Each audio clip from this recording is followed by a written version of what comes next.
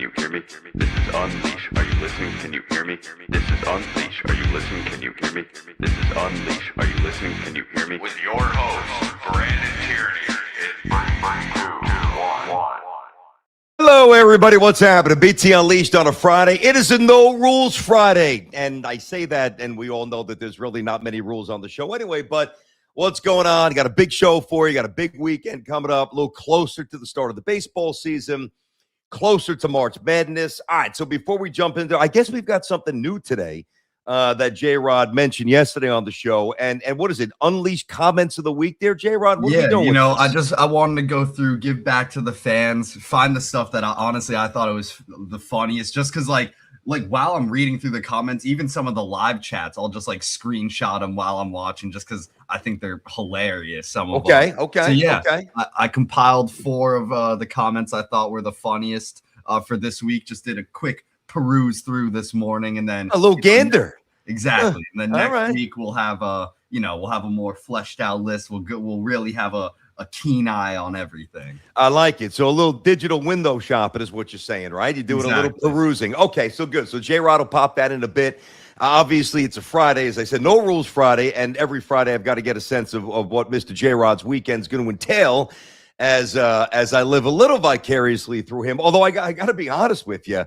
I don't know, man. When I was in my early 20s, my Fridays and Saturdays were a whole hell of a lot more exciting than what he's been bringing to the table so far. I mean, come on, man. You know, I'm going to gotta step it up. I mean, I listen, go to a rave to make up for it or something like that. You know, I never went to a rave. That's one I was never into. That. No, same.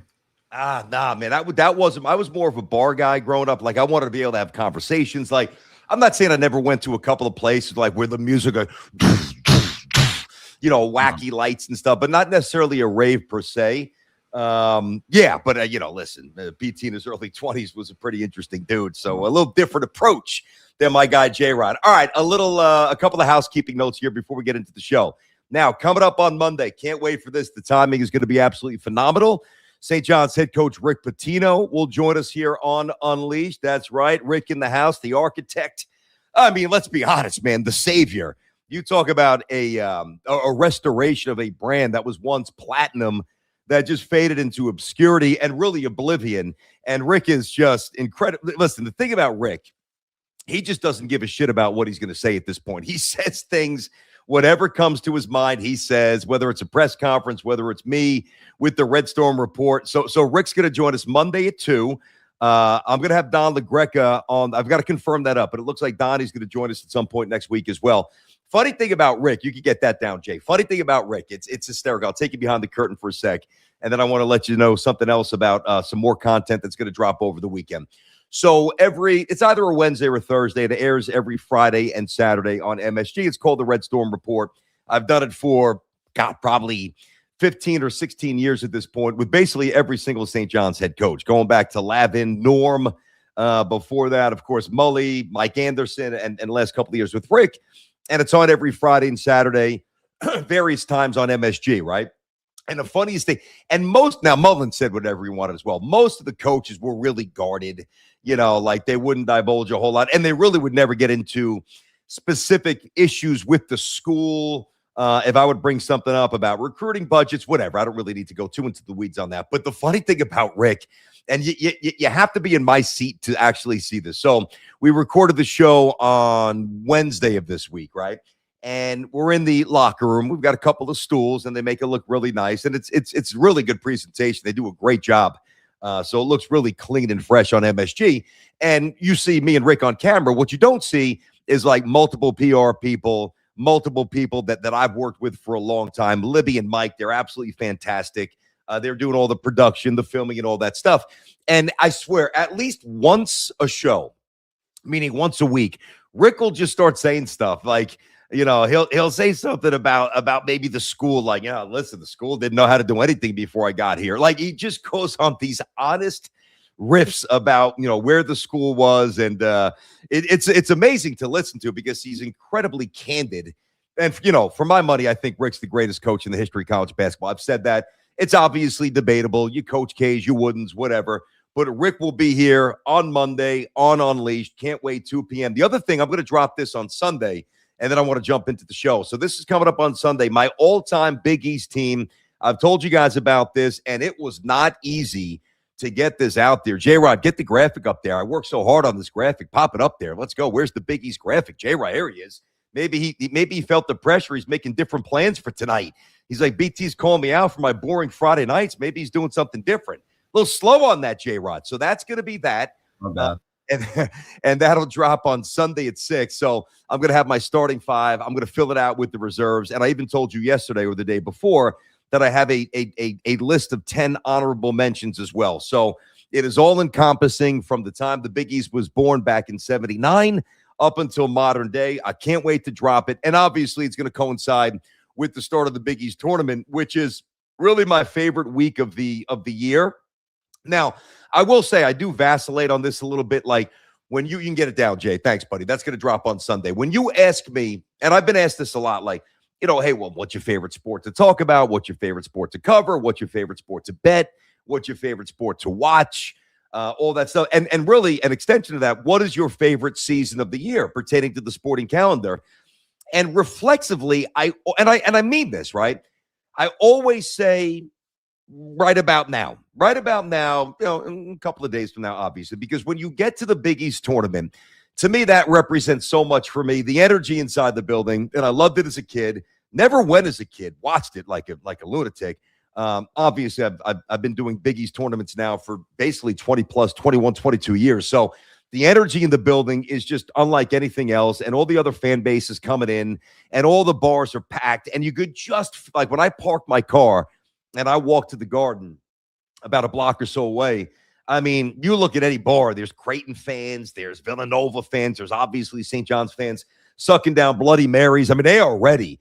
And it just has such a palpable energy that even in its heyday, like with Coach K at Duke, nothing touches the Big East tournament. And the reason why I love it is obviously the energy itself and the games itself. But to me, it's a runway to, all right, the weather's starting to change. Baseball's around the corner. We got the Masters coming up in April. And then here we go. And the NFL draft. And we're going to do a lot of stuff with the NFL draft here on the show, obviously on Unleashed.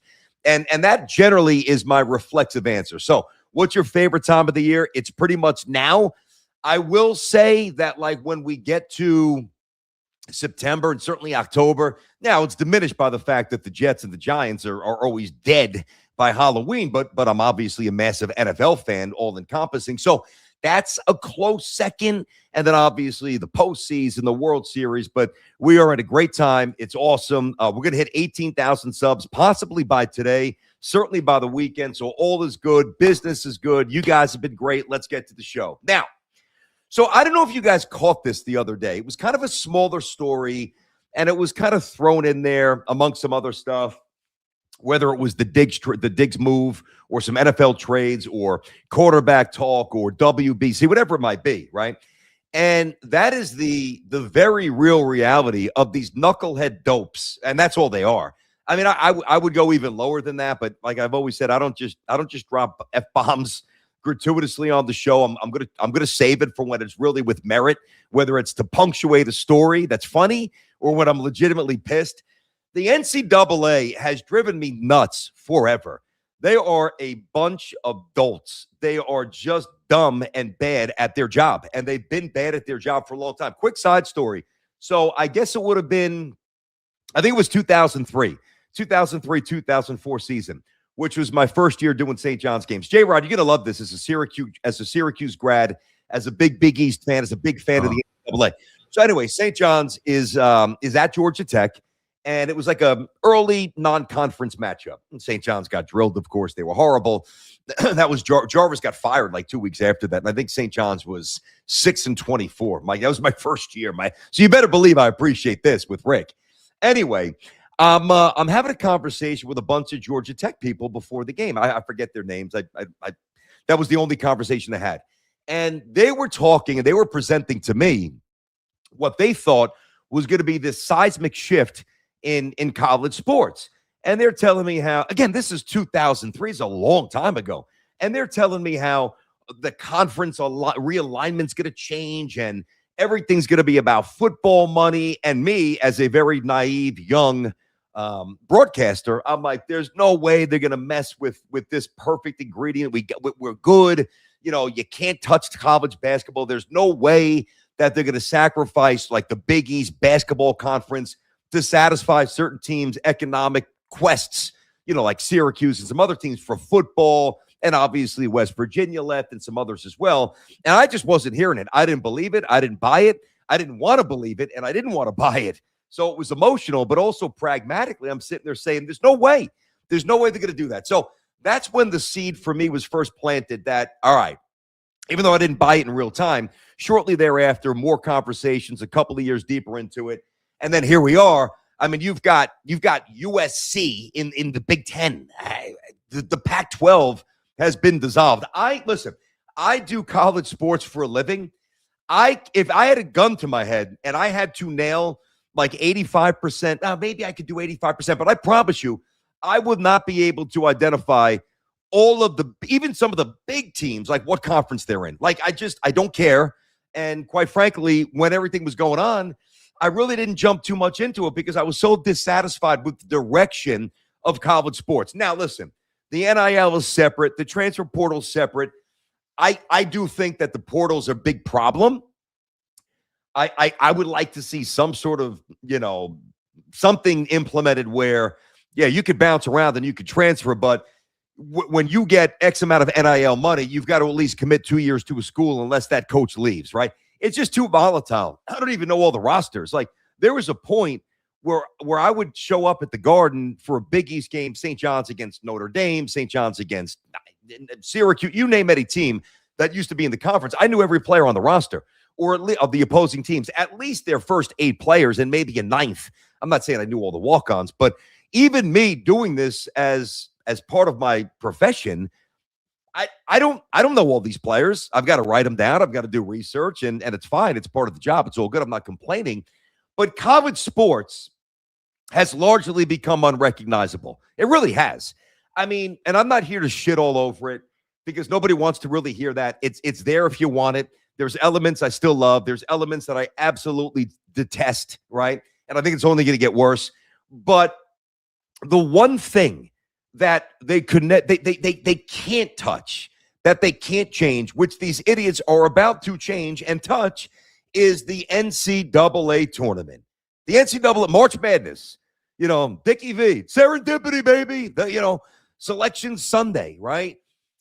Following websites for those couple of teams that really are on the bubble, that their resume, that you truly care about. Well, let's get this graphic up there. I just want to show you some of the timeline here for the NCAA tournament. And then I want to tell you what they're actually cooking up and what they're thinking about doing, which is absolutely. We all right there, J-Rod? Yeah, we're all right. Which are you talking, the Mike K? Which one? Not Krzyzewski. Didn't I send you maybe I did. Maybe that's on me. You didn't send it I didn't send it to you? Okay, that's my fault. Well, I've got it written down anyway. So you go back to the NCAA tournament, right? So you got to be able to own it when you make a mistake. Some people who do what I do for a living would try to pass the buck on the young rising star J-Rod. And, he'd probably take one for the team because he's a good guy. That's not what we do here on Unleashed. When I mess up, I'm going to tell you that I messed up. I honestly thought that I said it sucks because the graphic is so good. Well, I got to double check here because not that I don't believe you. Hold on, I got to go to my phone. Let me go to J-Rod here. All right, I sent him the Coach K cut. I sent him the Pitino thing. I sent him the Shaq top 10, which we'll do in a little bit. I did not send it to you. That is my fault. So anyway, the NCAA tournament started back in 1939. Back in the day, and Oregon won the championship, whatever. Now, really, certain snapshots like NC State, Coach Valvano, that was 82, 83. I don't really remember watching that. I was a little bit too young. Obviously, when St. John's got to the Final Four back in 85, and there were 3 Big East teams. It was St. John's, Villanova with Rowley, and of course, John Thompson, Patrick Ewing, Georgetown, and Memphis State was the other one with Keith Lee. Anyway, I was all into that, right? So in 85, that's when it expanded to 64 teams, which is what we had up until 2011 or so when they expanded to 68. Now, I want to go back to 1975 for a minute. That's when the at-large bids were awarded, meaning it wasn't just conference winners. They had whatever mathematical equipment. I mean, it was probably guys just doing favors for each other. Oh, you're on the committee? All right, let's put this team in, because the like now you can legitimately prove or disprove or at least argue from an analytical perspective, whether it's net ranking and other advanced numbers, that this team got screwed, this team didn't, whatever. But in 75, that's when the at-large bids began to come. And it's crazy because, and I didn't even know this because I was just too young. Before 85, right, the pool of teams that were actually in the NCAA tournament, it varied from as few as 8 teams, which obviously was in 1984, way before that, to 53, depending upon whatever, they used, okay? Now, the latest proposal here, and when I say proposal, generally a proposal is something that is still up for debate, and, you're going to hear it out, and there's a chance it might pass, there's a chance it might get shot down. I'm telling you right now, there is no doubt that the NCAA tournament is going to expand. There's no question about it. And right now, the only thing that I really believe that they're debating is it going to be 72 teams or is it going to be 76 teams? So, and it's going to happen, I believe, as early as next year. So I think in a lot of ways, this will be even though it was, expanded with the first 4 like that. I mean, come on, the first 4. What are we doing? And I've been to Dayton, Ohio. St. John's played one of the first 4 there back in the day, and it's really a cool venue. It's a great arena. You really feel like you're walking into the 50s and the 60s and really a lot of history. I really enjoyed it. But the first 4, and I'm happy for these young men that get to go. But do you really need the first 4? You really don't. Anyway, this is going to happen, I believe, next year. Okay. So again, these idiots are proposing an expansion. Now, and I'm going to get to Coach K, not yet. But Coach K has been on the record as vehemently opposing this, and he's 100% right. Here's what I don't get. If you're going to expand the NCAA tournament, what you're doing, and they're going to, you're just further invalidating the regular season.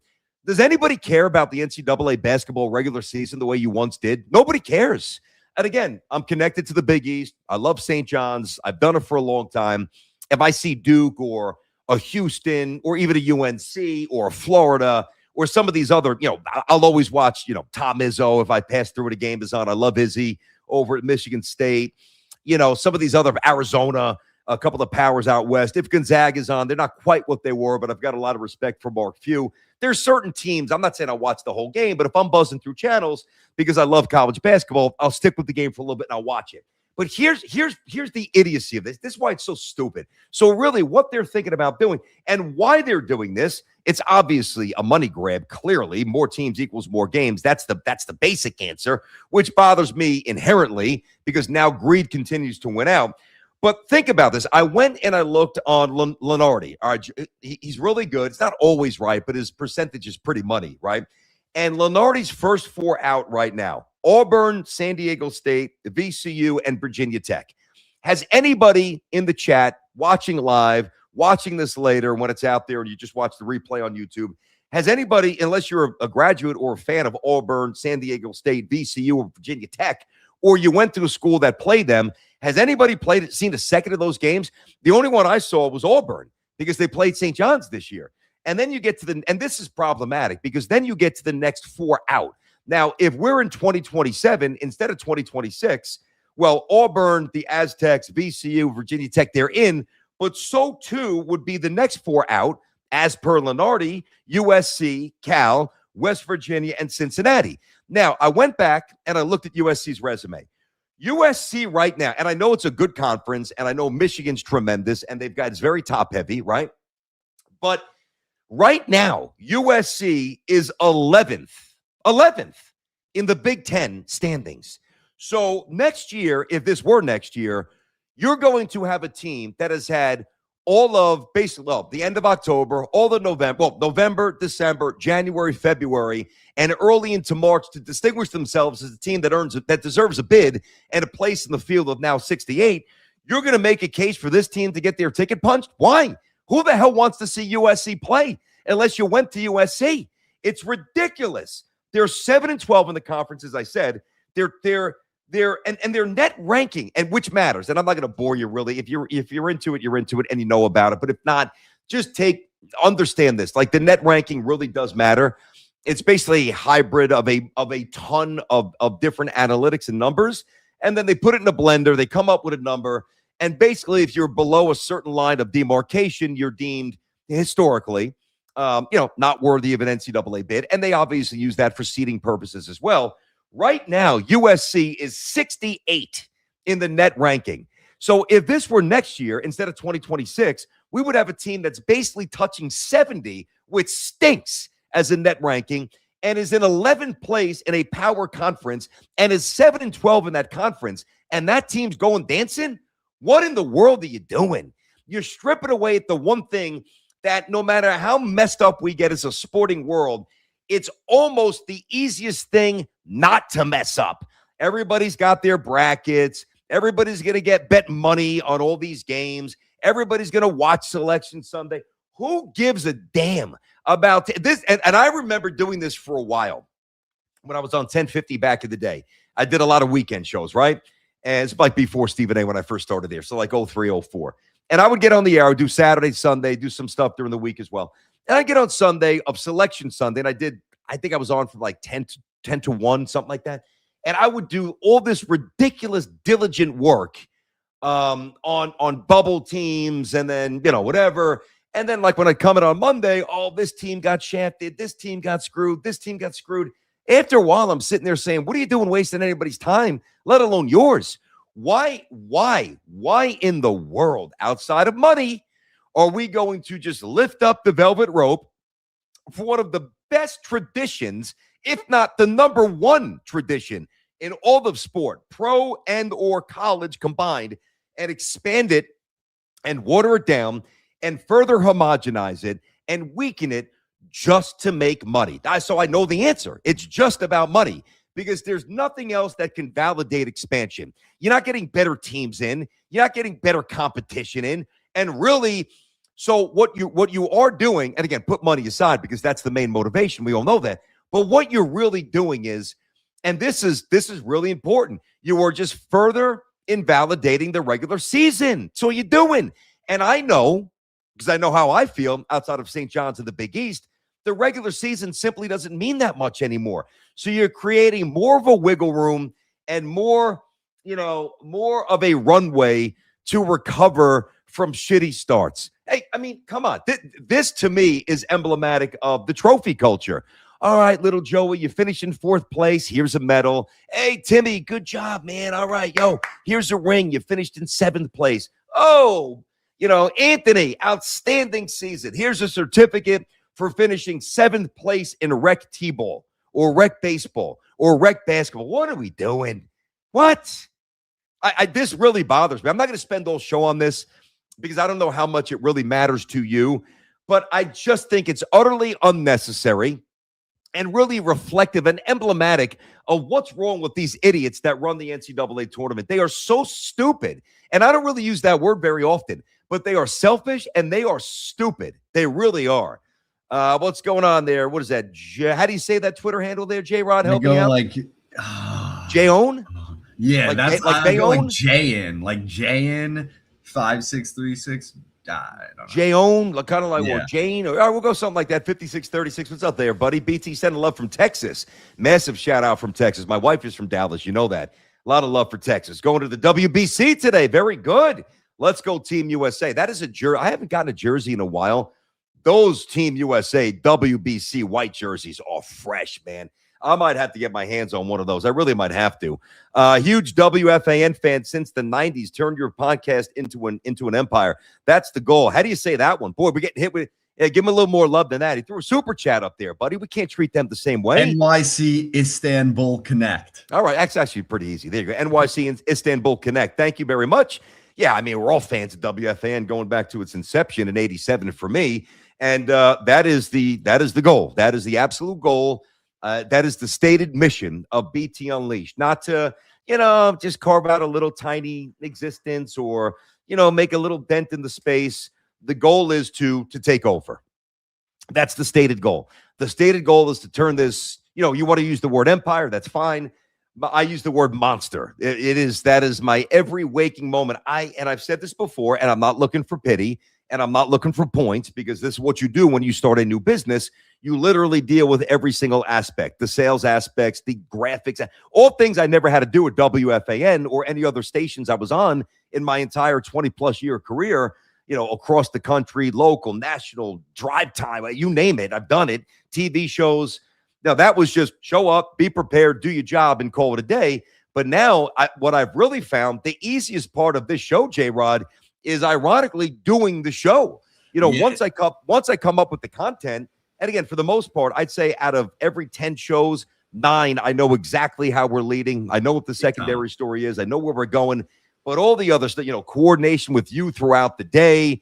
You do a great job cutting up the shorts. I upload them to my Instagram account. I mean, constant messages and about the technology, the cameras, the lighting, the backdrop. I mean, it is nonstop. I mean, the sales, my wife is selling everything.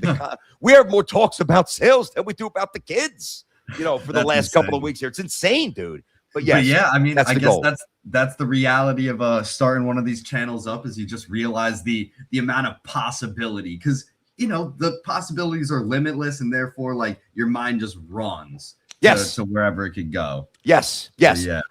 And it was really, really awesome to get Michael on the show. The numbers were great. You couldn't wait to see Michael. It was a fantastic conversation. It was just money. We're going to get Rick on. As I said, Rick Pitino is going to be on Monday at 2 p.m. here on Unleashed. And, I was thinking, man, maybe we push it back. But at that point, the way it works, he's going to be wrapped up in the Big East tournament. The last thing he's wanted to, even though I know him pretty well and he's been very good to me, I don't want to bother him. And then obviously once Selection Sunday drops, it's micro scouting, because you could be like last year, they played this team Omaha that I had never seen play a singles. I think it may have been their first NCAA tournament appearance ever. So you got to get the film. You got to scour.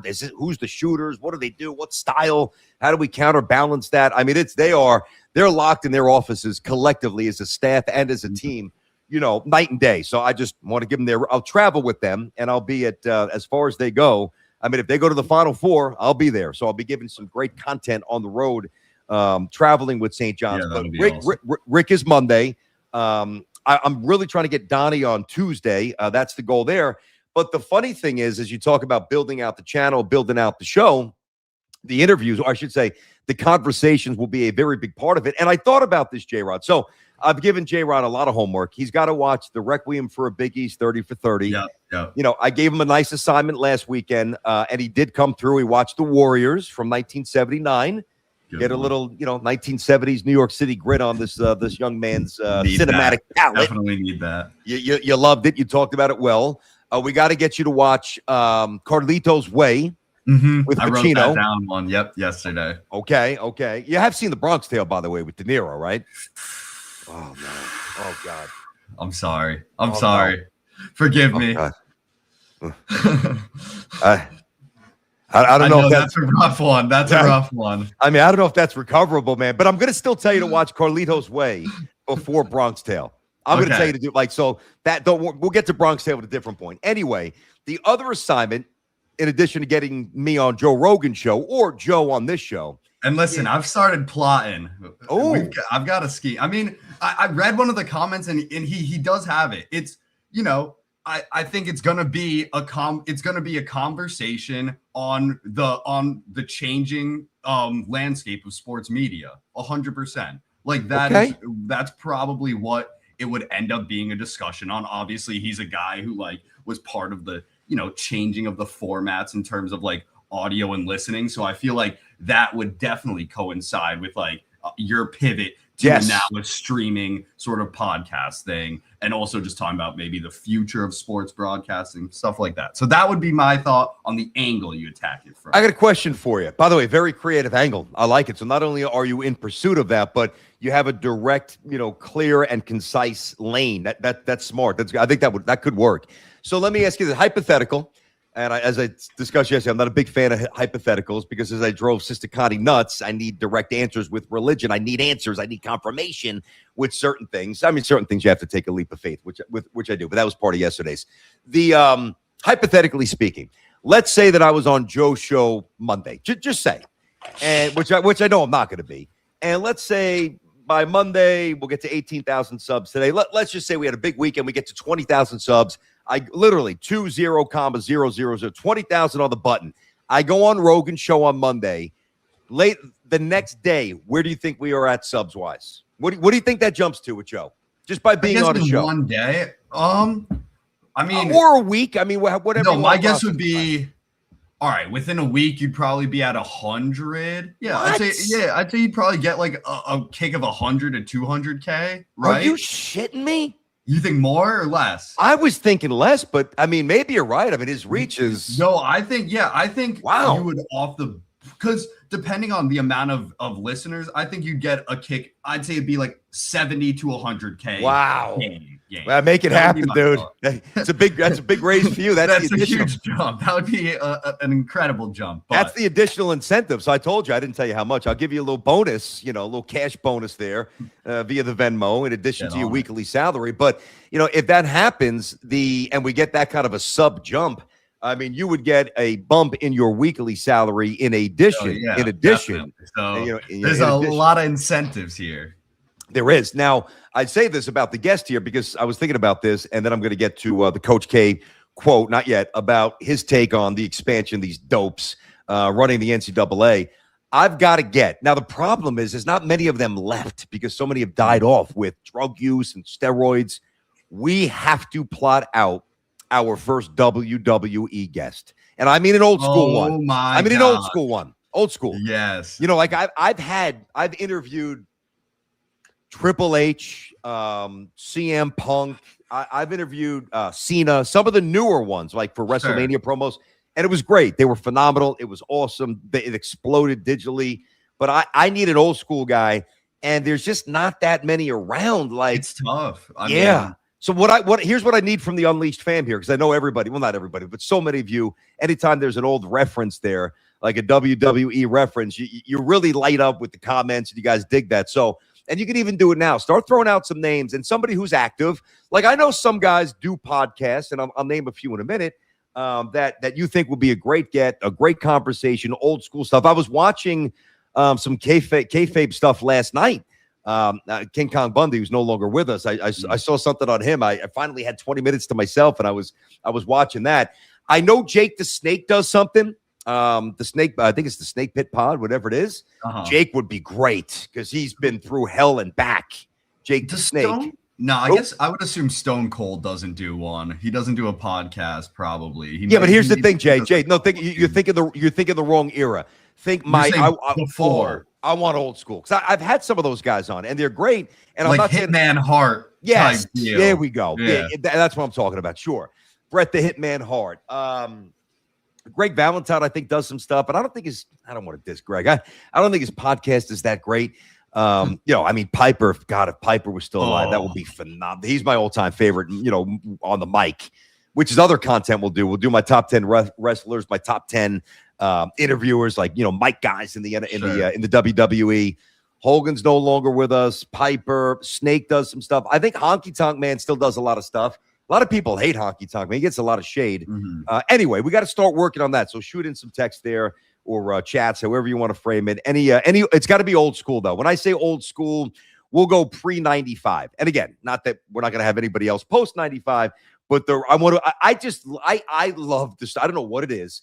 I love the stories about, 3 or 4 guys in a car, hammering. Not that you should ever do this. Clearly, I'm not advocating this at all. It's dangerous and it's illegal and it's just idiotic, But guys back then, hammering back beers, doing coke while they're driving, wrestling 335 times a year, staying out till 5 a.m. and then doing 3 or 4 bumps just to get up to perform. Like those guys lived a very different life, shooting up steroids in the locker room, doing drugs wide open. Everybody had a bag of pills. And again, not advocating that stuff. I have a little fun with the gummies with you guys, but like that stuff, I'm not about that at all.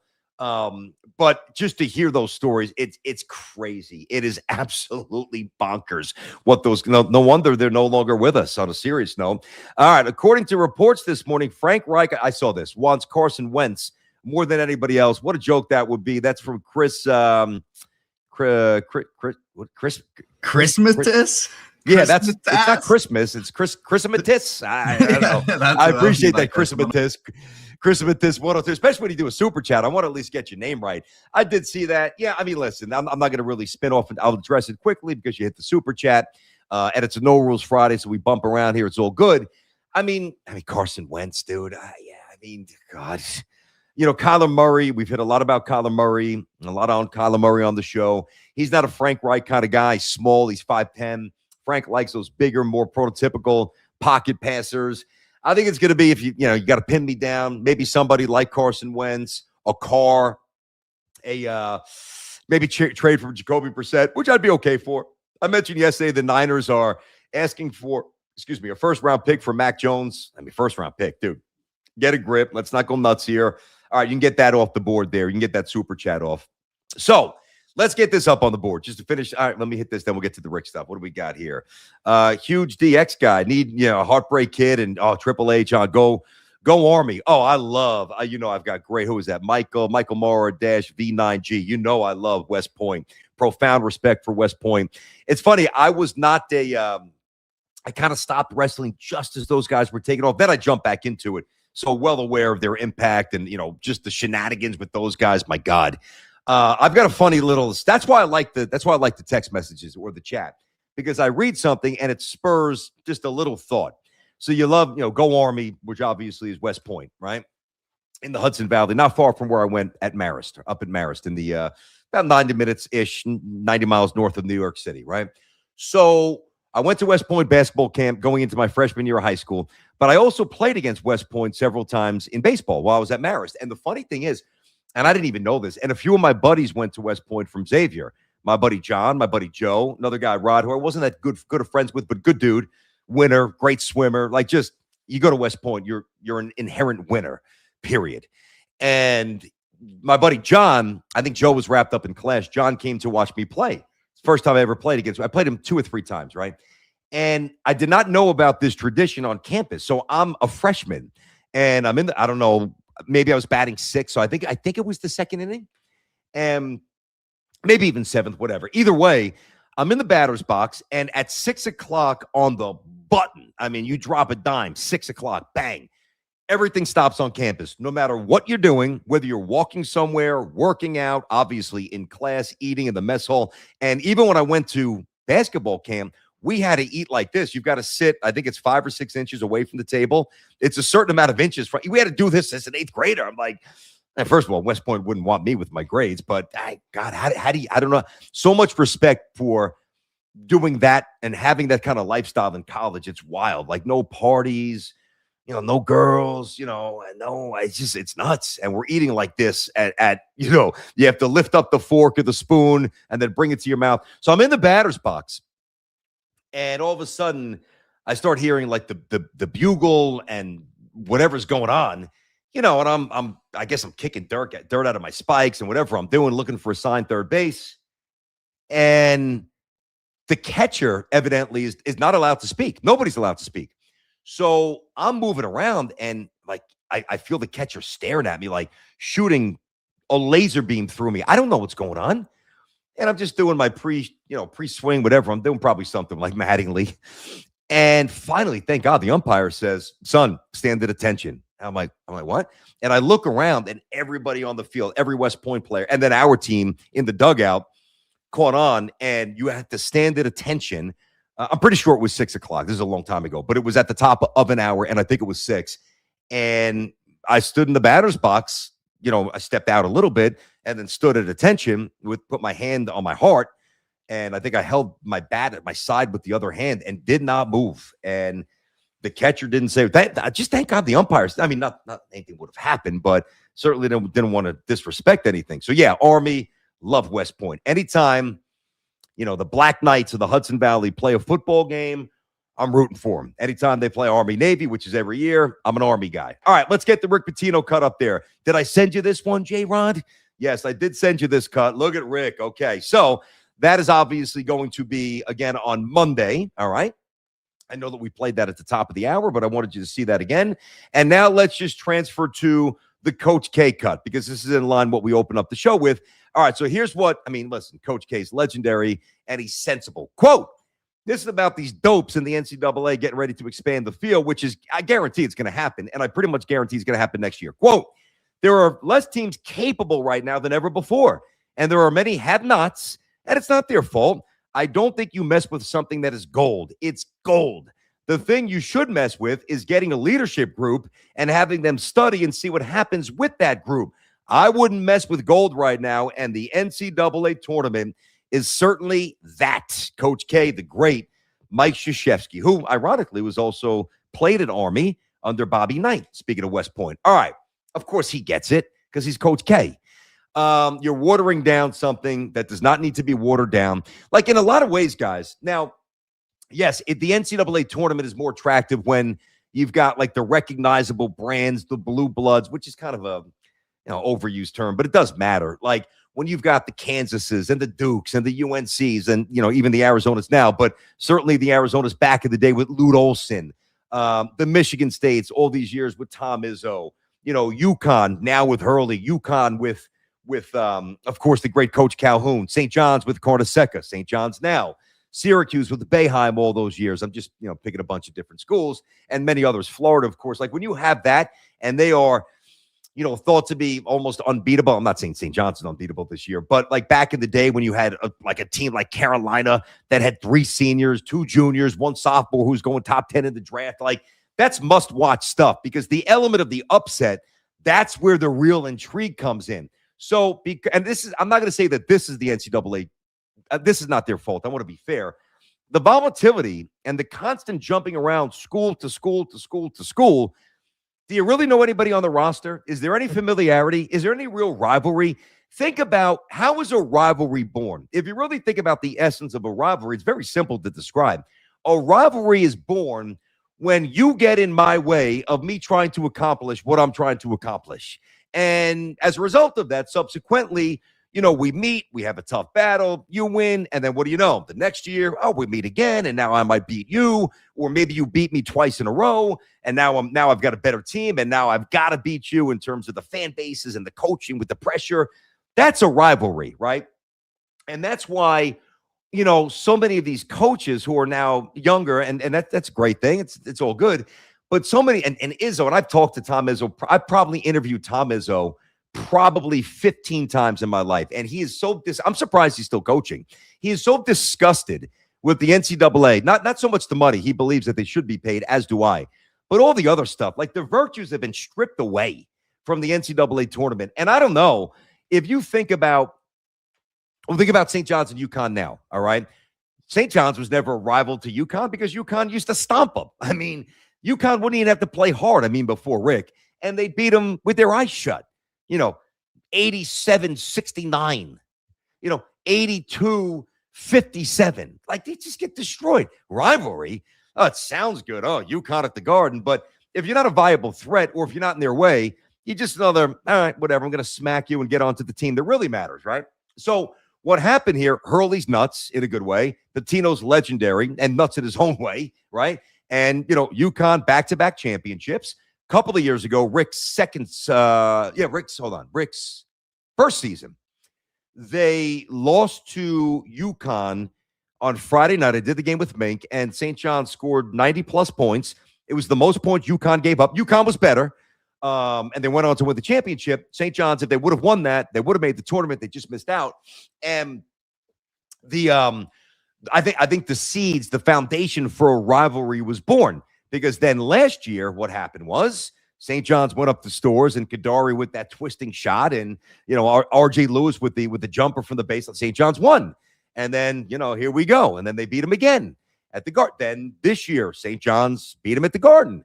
So when St. John's it was at Hartford this year, 10 days or so ago, whatever it was, UConn fans were re-engaged in a way that used to be for teams that really mattered to them. But because St. John's was now beginning to take, whether it's a Big East regular season crown or a Big East championship in terms of the tournament, what was once theirs on lock, well, now we got to take you seriously, and that's how you have a rivalry. So there's just no rivalries anymore outside of, the one that I just mentioned. That's a really good one.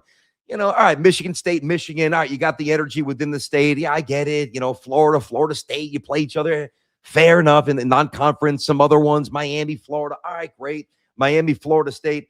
but the energy and the importance is really dissipated. And if you expand it, which these idiots will, it just gets worse and worse and more diluted, which is probably a better way to say it. Now, J-Rod, I'm gonna give the young buck a chance to shine a little bit here. What's up?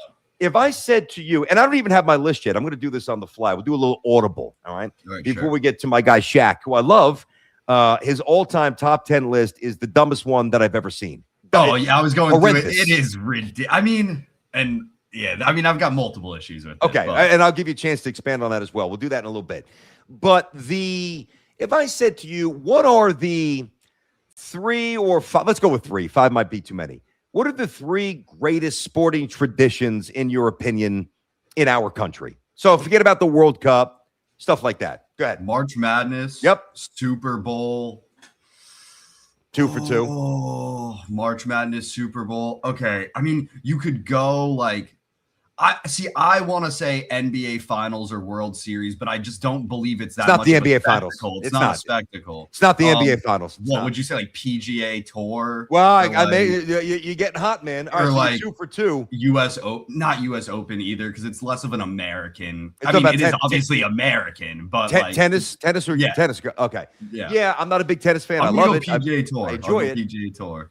Yeah, I'm going to. And it's the Masters. All right. Yeah. And you can even throw the Open Championship, but obviously the disclaimer here is domestically, and that's, of course, overseas. So you definitely got the first 2. I mean, you got to put Super Bowl 1. You got to put March Madness 2.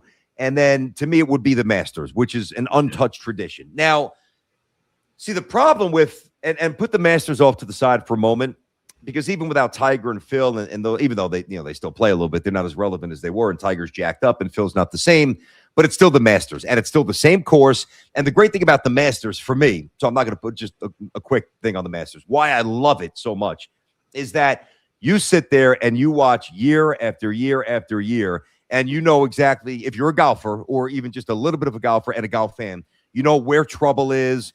Top shelf on this green, it's not going to stick, or here's it's going to funnel into the pond. Oh, he's going to go for it in 2. That's a tough spot. Mm-hmm. And Rays Creek, all the great traditions. Plus, aesthetically, it's beautiful. Now, I was not watching this live. I was not into golf at all at this point. But like when you see footage of Greg Norman falling apart at the Masters, and I don't expect you to know this, but he just complete. I think he was up 6 or 7, whatever he was, just complete. And he was number 1 at the time in the world, Greg Norman, and he rinsed, I think, 2 shots, and he just imploded, lost the Masters. Right? I can still see where he is, and they will play that back, not to clown him, but during the Masters when other guys now are there or in trouble, just to document. So it's great. It's like just one chronological snapshot of time that is amazing. So to me, the Masters is on the list, but now we push that aside. Super Bowl. All right. Listen, I went to a party this year. Each year, I'm just going to be honest, I care less and less about the Super Bowl, because the Super Bowl has become less and less about the Super Bowl and more about all the other bullshit. And I don't just mean Bad Bunny, which if you loved it, great. I'm not here to disparage Bad Bunny. I just don't know his music. If I don't know your music, I can't relate to you. I mean, I know a lot of people love it, so I'm not going to dump on you. I know that it's certainly political undertones there, though I thought that was a little bit overstated, because I thought the messaging was good, that he tried to do the right thing and appeal to the overwhelming mass of people. I watched both. I told you the party I was at, I watched both with Kid Rock, and I just wanted both to end so I could get back to the game, which absolutely sucked.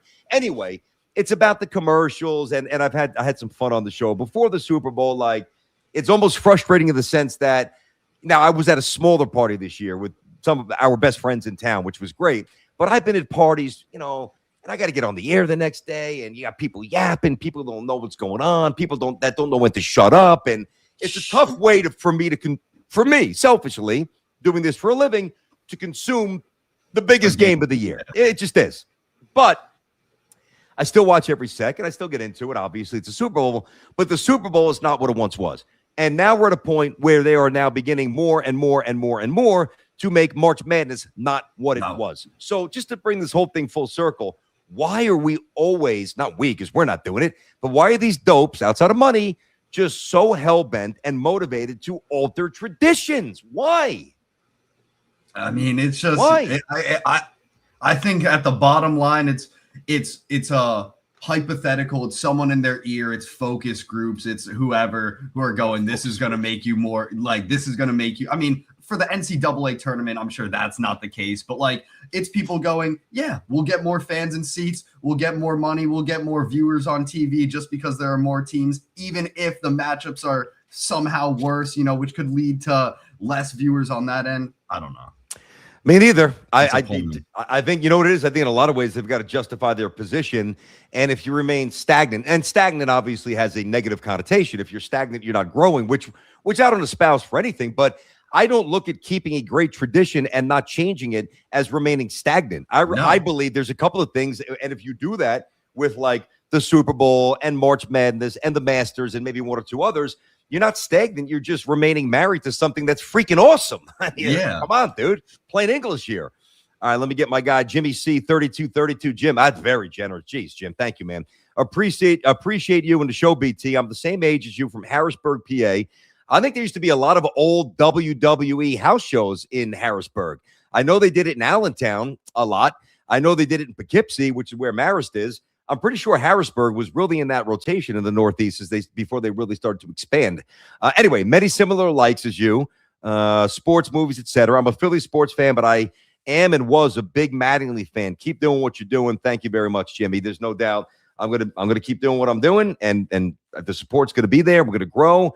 And this will always be about the greater good and, you know, not shoving political shit down your throat. And just, you know, listen, when there's something to hit, I'm going to hit it. But I do know that I know what I'm about. And I know what this channel is built on. And it's built on, number one, having fun. Number two, knowing what I'm talking about. Number three, amazing conversations with guests. You know, as long as J-Rod doesn't mess up the production value, when I finally get this ridiculous light off my head and shine it off the backboard or the backdrop there, about making it look dope as well, the shorts and everything. Do you notice, J-Rod? What's up? This is how I'm going to look back and laugh at this. Like I said, I really am. I am. But now I know I told you this, so you do know it's a rhetorical question, so no need to try to fool anybody. But do you know? Just play along. Do you notice how we're on the same height today, J-Rod? Do you notice? No, I know. I mean, buddy? Big change, major change. You know, now it doesn't look like I'm taller than you, which when we finally meet in person will be quickly, what's the word? Juxtaposed. There we go. Yes. Order will be restored when you come out to the BT and Sal live show on April 2nd in Wantagh. At Mulcahy's. Tickets, by the way, Carl Banks, our special guest. That's going to be phenomenal. Got some great stuff planned for you, man. The first one was a sellout. Tickets going well early so far. Check it out. It's on my socials and a couple of VIP packages, whatever. Meet me, Sal, backstage, Carl. It really is a blast. It is raw and it is uncensored. BT and Sal. I mean, certain things we just couldn't say on the radio. But anyway, do you know how we did this? I mean, wow, the commitment to the show. Look at this. He must have gone out and gotten some massively upgraded chair. Man, he is really all in. Do you know how we finally got the do you want me to tell or do you want to tell? Yeah, you can tell him. You guys tell him. This guy's sitting on a book. Sitting on a book. Like classic grandma driving back in the day. What book is it? Oh my gosh. That's kind of cool. It's a fact book, man. That's like a dictionary. Man, it's almost a little bit too thick to really dive into. I got to cherry pick it. That's what I'm sitting on today. So that's what I say. I'm going to look back and laugh at the oh, jeez. It's actually hurting my ass, but whatever. Compared to the physical that I had a week and a half or so ago with the prostate, this is a walk in the park, man. I'll sit on a bed of nails rather than having that happen again. Exactly, you know, Jesus, this is rough. Yeah, but so that's what I mean when I said we're going to look back the humble beginnings of the show. And have you ever done this, mentioning, you know, Rogan show and the great Joe Rogan and what he's done with this platform? Have you ever seen some of his early YouTube shows? Oh, of course, dude. Okay. When you have like Joey Diaz and stuff like that, and they would just be like trolling people. They were almost on like recording on like Skype or something. Skype? Like it looked ridiculous. Yeah, of course. Okay. Yeah, and the background and just so... You know, the camera. Rough. It was rough. It was rough around the edges there. That's a good way to put it there. All right, let me get this soup. Pop that super up there, and I want to get into what Shaq said. I got to get on my boy Shaq, who one of my favorite people in the world. I love Shaquille O'Neal. He is. If there was more Shaqs in the world would be a better spot. All right, at CLR8810. Appreciate that, buddy. Thank you. The Masters is definitely an American tradition, no question about it. I cried. I didn't cry. I mean, that's a little bit much, but I respect it. I cried when Tiger. Oh, I thought you meant when he was. I read that wrong. When he was 19. I gotcha. I didn't cry in 2019, but I was as locked into that, and I had emotion flowing through me that I never thought that I would feel watching golf. So short of tears, but I feel you on that. So anyway, my number 4 would have been the Derby. Absolutely. Love the show. I think that's one thing that they don't mess around with is the Kentucky Derby. The coverage is kind of still the same. You know, the pageantry around it has remained relatively unchanged, I think. I got a funny one. Go ahead. What were you going to say? No. I mean, you go. I was just going to say, it is an event where it's kind of remained like Kentucky Derby, but no one's talking about the Kentucky Derby halftime show or pregame performance or something like that. Like, that's true. It's very much remained, obviously there's, Tom Brady's there. This rapper's there or whatever. And they're dressed up and there's that little, photo up. But it's still, I feel like, has remained the same sporting event. Yeah, I actually met my wife at the Kentucky Derby party. No way. That's how we met. Yep. Beautiful. But it wasn't at, No. It was on the Upper West Side of my buddy Pete's nice apartment there. And he told me not to get too much into it, but he's told me, he's like, hey, I can't get to the whole story. I just saw a picture. I'm like, I'm coming. I mean, I was going to go anyway. Sure. And I'm going to give you, actually, I will tell you this part, right? So I was, obviously dating, whatever, having fun. A couple serious girlfriends, but nothing crazy. And I was like almost at my wit's end because I was at the point I'm like, man, I want to be a dad. I want to get married. Like that's something I always wanted to have, right? And I was in my 30s. I'm like, all right. I mean, how much fun can you have? Yeah. And I remember playing golf that day, actually being in a match and hitting a great shot, sticking it which I very rarely did, sticking it like 5 feet to the cup. It was me and my buddy Dan versus 2 other guys for money, not big money. I wasn't even playing well, but I stuck like a 7-iron 5 feet from the cup. It was like alternate shot. He hit the putt. We won. It was awesome. So it was a good day. And I knew my buddy was having this Kentucky Derby party. I worked with him. He was on the sales side at ESPN. And I was working at 1050 at the time. Pete, great guy. Still in touch with him too. And I remember I'm like, man, you gotta change your approach here. Meaning how you I don't want to say how you approach women, but just your mindset. All right. So I go to the party. I'm like, today's the day. And there were a bunch of people there. And he kept texting me or calling me. He's like, dude, where are you? I live like 3 blocks away. I'm like, I'm watching the Yankees. I'm like, I played golf. I'll be there. I wasn't really feeling it. I knew I was going to go, but I wasn't really feeling it. Right. And I'm like, all right, dude, I don't know what your expectations are. It's not working. You haven't fallen in love yet to that extent in terms of where you want to marry somebody. So long personal story short, I'm at this party. I'm like, all right. I remember having about 3 conversations with 3 different women, young women, right? Dude, like I got the numbers and like very smart. I think one went to Georgetown. Well, that couldn't work. So I'm a St. John's guy. A Georgetown grad, maybe like a Lehigh, like really good schools, very smart, very interesting. I just wasn't feeling the attraction. Like they weren't ugly, but they just weren't doing it. Maybe you'd go out to dinner with one of these and you see where it goes. And the irony is that day, and I swear to God, I'm not sensationalizing this. I changed my mindset as to how I was going to at least go about and approach my dating life. And 3 hours later, and I was kind of getting ready to leave, she walks in.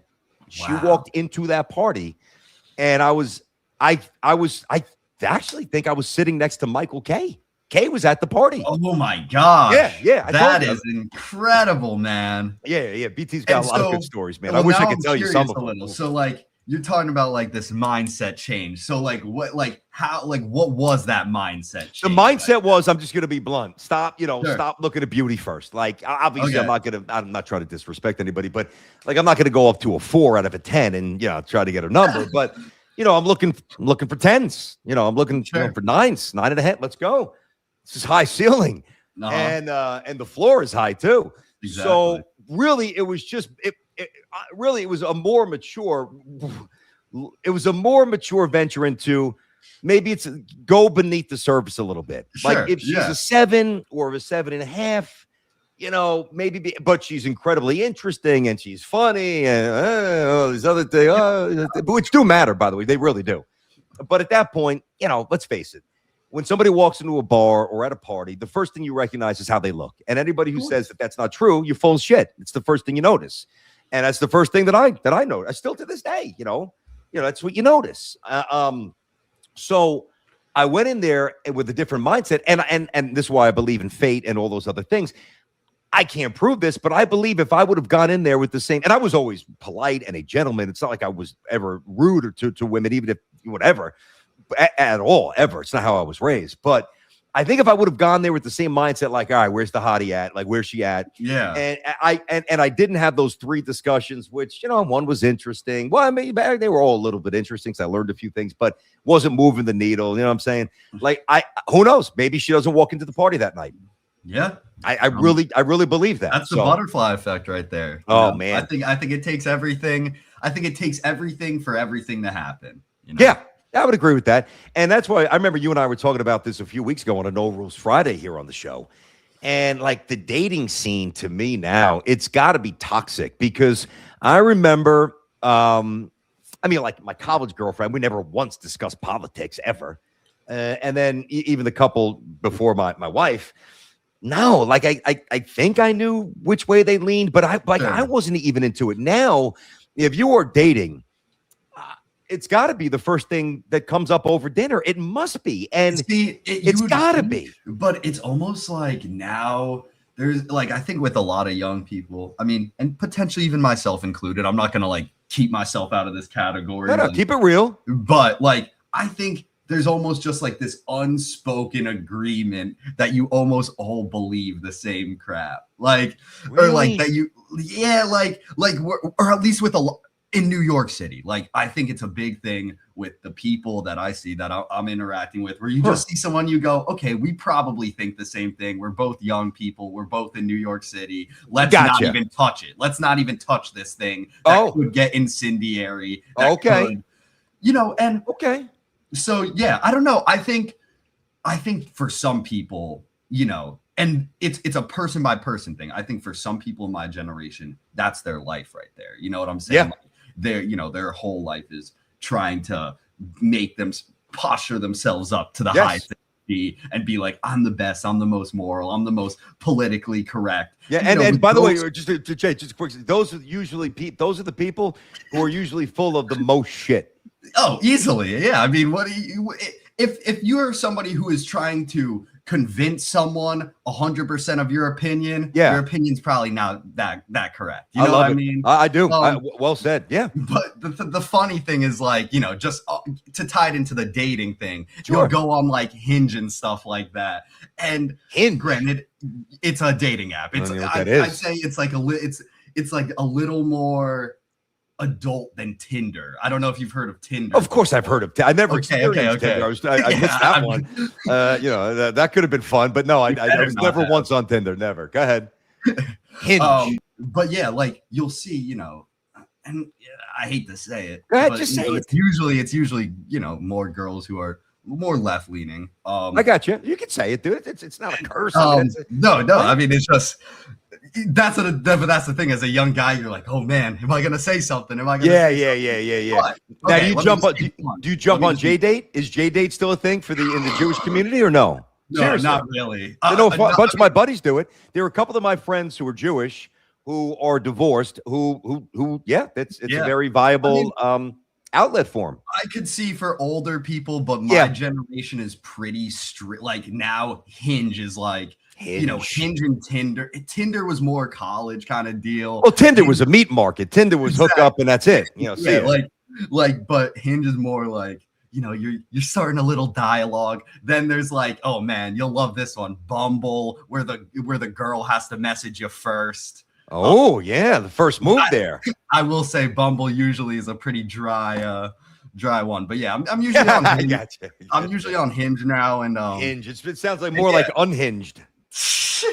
Yeah, honestly, it's closer to that. All right. The girls there, they'll like throw like you better believe what I believe. If we're gonna like, it'll be like the one thing because it has prompts, and it'll be like the one thing I look for in a guy. Yep. He's liberal. He's conservative. I got you. Yeah. Like It used to. Here's what it used to be. Here's what they used to look for. I don't know, a good guy. I don't know, a family man. I don't know, a stable job. That's what I'm saying. Like these chicks don't even care if a guy has a job anymore. I know. Even like on the list, maybe on that list, like I don't know, well endowed. I mean, I don't even think that matters anymore. As long as you believe what they believe, it doesn't matter. As long as you can go, yes, you're right. Yes, you're right. That's it. I'm sorry for what a fucked up generation, man. I'm sorry. I'm talking about both sides. Like everybody's turning nuts. Can you get that, J-Rod? Get that off the screen for me, buddy. Thank you, sir. Now, let me set this up. Shaq. I love Shaq. He is the best. He is just unbelievable. He is real. He is generous. He is transparent. He is so caring. He is affable. He is smart. I mean, he's really one of my. Can you tell? I mean, what a scouting report. He's one of my favorite people in the public, spotlight in the world because he gets it. He just gets it all. He's more about common sense. Anyway, I'm not even to delve back into that stuff. But I do love the guy, right? So, as much as I love Shaq, this is one of the dumbest things. And Shaq, like Charles and all of us, say dumb things on occasion. This has to be the dumbest thing that I've ever seen him put his name next to. Now, let's get the graphic up. Shaq was rocking through his top 10. There it is. Shaq's. I saw this on X last night. And courtesy, we're not trying to steal anybody's stuff. All right, we do the right thing. Fast break hoops on X. Shaq's top 10 greatest players of all time. All right, MJ 1, Kobe 2. We're going to keep this up for a while because I'm going to run through this. Kobe 2, LeBron 3, Magic, Bill Russell, Will Chamberlain, Larry Bird, Hakeem, who I think is the most grossly underrated superstar. So I wouldn't have him 8, but I do respect him being on the list. Timmy Duncan, Dr. J. And I'm sure if you'd have to count, I would think that Shaq would be counting ABA and NBA. All right. I'm sorry. I know it's subjective, but any list that does not have Kareem on this is 100% invalidated. It just is. It's just not interesting. It's not right. It's not fair. It's not reflective of what actually transpired.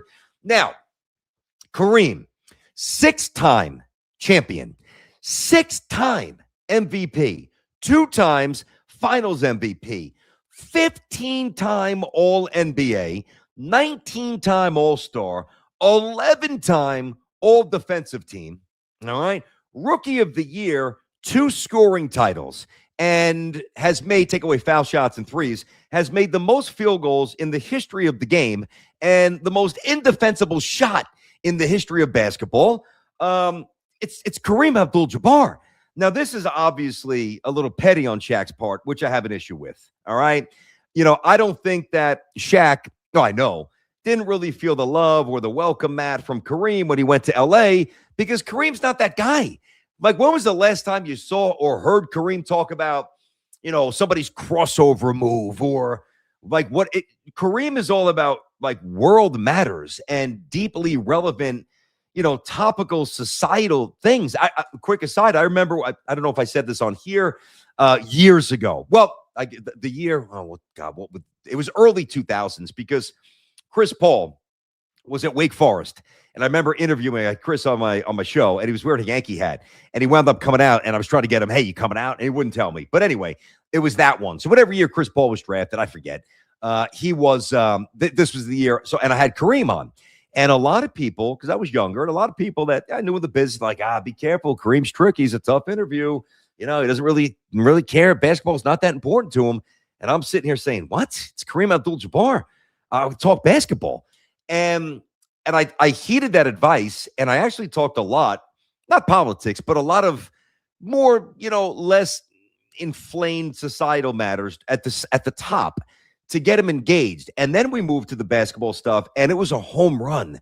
And I remember a lot of people, because it was back on 1050 ESPN radio, a lot of people that heard that, some older people in the business, they're like, that's really one of the best Kareem interviews I've ever heard, or at least heard in a while. Like, you got him to actually talk and be human. So listen, Kareem's a very unique and for some confounding figure. I'm just talking about the greatest players of all time. Now, it's Shaq's list, so I'm not here to really shit all over it. but I can't take it seriously. Now, even if Kareem was 9, I'd be like, dude, what are you doing? Now, he excludes himself, which is smart. He's humble there. And I don't think Shaq's a top 10 player. I don't. And all due respect, and I love him, and I miss him, and rest in peace. I wish Kobe was around to talk about the world now, because I think he would be a real injection of sensibility both ways. But Kobe's not a top 10 NBA basketball player of all time. It's just not. Jordan's 1 for me. I'll go through my list in a minute. Obviously, MJ's up there. LeBron's up there. Magic's on it. Russell's on it. Wilt's on it. Bird's on it. I do think Duncan should be on it. Probably 10 for me. I think Hakeem would be more 11 or 12. I think Dr. J would be more in that 15, 16, 17 range myself. Who else did I have there? I want to make sure I'm not missing. Steph's got to enter the equation. Oscar Robertson. Shaq would be inside my top 15. But it is amazing to me how he is not on Shaq's list. We could get this off there now. J-Rod, you never saw Kareem outside of highlights. No. I saw old Kareem. Now, funny thing about Kareem, I thought Kareem, and I don't mean this in a disparaging way, but it's the most colorful way for me to describe his game. Not his personality, or his because I didn't process his personality as a kid. I just didn't. I remember, God, I must have been in the first grade. And in the first grade, this is before I started playing travel baseball. Okay. My dad coached my first and second and third, and then he stopped, baseball, church team, right? And back then, you get the uniforms. Some kids would wear jeans, like there was no swag.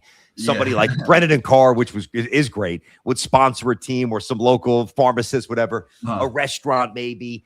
And anyway, you'd get the jerseys, and you'd get like a bat or two, and like 2 or 3 helmets, and a couple of balls, and a scoring book, and maybe home plate or bases, like those soft bases, in a big green army bag that absolutely was from Vietnam. No doubt in my mind, it came from Vietnam, right? And I guess it was maybe after first grade, and my dad had a basketball in there for some reason, right? I was just starting to get into basketball. And I remember taking out the ball, and I was horrible. And even when I became decent, I never had a good handle. I was a shooter and a really good passer, but I couldn't dribble for shit. But I remember, dribbling in the basement, and the basketball, it was a Kareem Abdul-Jabbar basketball, right? Okay. So I didn't see Kareem play much because they only played the Knicks twice. When they played the Knicks out west, it was late, and I was too young to stay up. I don't think I had MSG at that point. I saw all the Knick road games were on Channel 9. So I'd see Kareem once in a while, like in the mid 80s as I got older, against the Celtics on a Sunday, game of the week, stuff like that. And then obviously the playoffs and the finals, which I was into, certainly at that point. But I thought Kareem was a complete geek on the bat. Like I looked at Kareem. Yeah, I want to back that up because it's not a shot at him as a person at all. I looked at Kareem, and I'm like, this guy's game, everything about this guy's game is goofy. Like, there's nothing cool about Kareem. Goggles, socks up to his knee. A lot of guys wore high socks, but socks up to his knees. Didn't have cool sneakers. Like, he was rocking LA Gears at one point. LA Gear. You ever hear LA Gear? Not at all, man. I didn't think so. By the way, do a quick Google image, and maybe if you can't pop it up on the screen. LA Gear Kareem's, right? They were Kareem's brand, right? Everybody, Jordan, you got, Dominique with sick kicks, Isaiah, Bernard King, Bird with the Converse weapons, or Mark Aguirre. Like, I was a sneakerhead, right? And we'll do a show on sneakers at some point, my all-time favorite. But Kareem, everything about him, his shot, the sky hook, like, we would go to the schoolyard, and then eventually in my backyard when I got a hoop. And, as soon as you get the ball, like, you drive to the rim and you do like a double pump and you'd yell, Jordan, Dominique, when we lower it and try to dunk it backwards. I was a horrible dunker too because I had no ups, right? But when it was low enough, I could hammer it. Yeah. And like Kareem had zero appeal to me aesthetically. He was boring. He was gangly. He was goofy. He just didn't seem cool at all. There was nothing that resonated coolness about Kareem at all. So I didn't like him. Again, it was never personal. Didn't like his game. I thought it was whack when I was a kid. And, so for me to come out and always defend him, because he always gets omitted by far too many people, that's really important to me. For Kareem not to be on Shaq's list, and for Kareem not to be on anybody's number 3 minimally. All right, if you're a LeBron guy over Jordan, you're nuts, but whatever, that's your opinion. If you're a LeBron guy over Kareem, all right, you're nuts, but that's your opinion. But if he's not in the top 3, You're a You're clueless crazy. basketball clown. You know nothing about the game. Yeah. No, I mean, even obviously me, who I didn't even see Jordan play. I didn't see Kareem play. You got to just throw him up in there just because it's Kareem Abdul freaking Jabbar. Like, Yeah, this dude. dude literally lost how many games in college? 2? I think it was 1 or 2, something like that. Yeah. Something like that. Look at those things. I mean, come LA on. Gears. Come They're kind on. of cool though. Oh, like, stop, dude. really? I think because they No, kind of remind me man. of like the Reebok classics. Like they've got. I had those. They've Yeah, got yeah. something to them. Well, good job finding that too. I was in my mind, in my mind's eye, I actually remember him wearing high tops. You don't have to look for it. It's all good. LA Gear high tops, which were even, if you can believe it, less cool than those. Oh, dude, these are bad. Yeah, these like are bad cool or bad shit? Bad shit. Bad, ugly, pretty Horrible. ugly. All right, pop them up. You got something? Can you pop them up? Now It's you like an found them? eBay listing. It's gonna These take were me whack. 30 God, seconds. dude.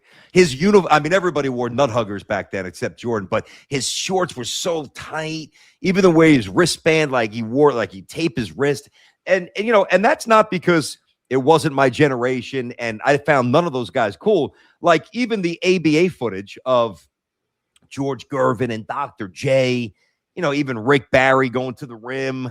Like those guys were cool, man. Like Dan Issel could play. Look at these clunkers, man. Look Dude, at those. They're like a fake Jordan 5. Look at those guys. What are they selling for on eBay? That pair is, let's see. I mean, I would imagine a decent amount, right? Like no, only $120, size 12 and a half. Size 12 and a half, a little bit bad. I wear 11 and a half, 12. So not that I buy them anyway. I've got one more homework assignment for you. You got to pop these up real quick. Now, my dad, even though, as I've said a lot, when I was like young, this is before he opened his business. Like, I always had the best stuff, but it wasn't easy for him to pay for it at all. Up until I was about 13 was when he opened his business. And then things changed. Not crazy, but definitely changed in our house for the better, right? But even with that being said, and bats weren't nearly as exorbitant as they are now. My son's bat was $400+ for this year. 400. Yeah, and you outgrow them after a year. It's crazy, right? The cleats were $130. I mean, anyway, I'm not complaining. It is what it is. And I always had fresh kicks, man. Santa brought them. Always had cool sneakers. Same. But I do remember, and they were the dime store version of Air Jordans. And I did have Air Jordans too, for sure. I had the first pair, right? Look for Spud Webb's. This is old school, man. You guys are going to love this. Here, wait till you see this pop on the screen. Spud Webb's City Wings, black and red. And they were low cut. They were these were low cut. Spud Webb obviously won the dunk contest about 5'4". Pop those. Look at these boys.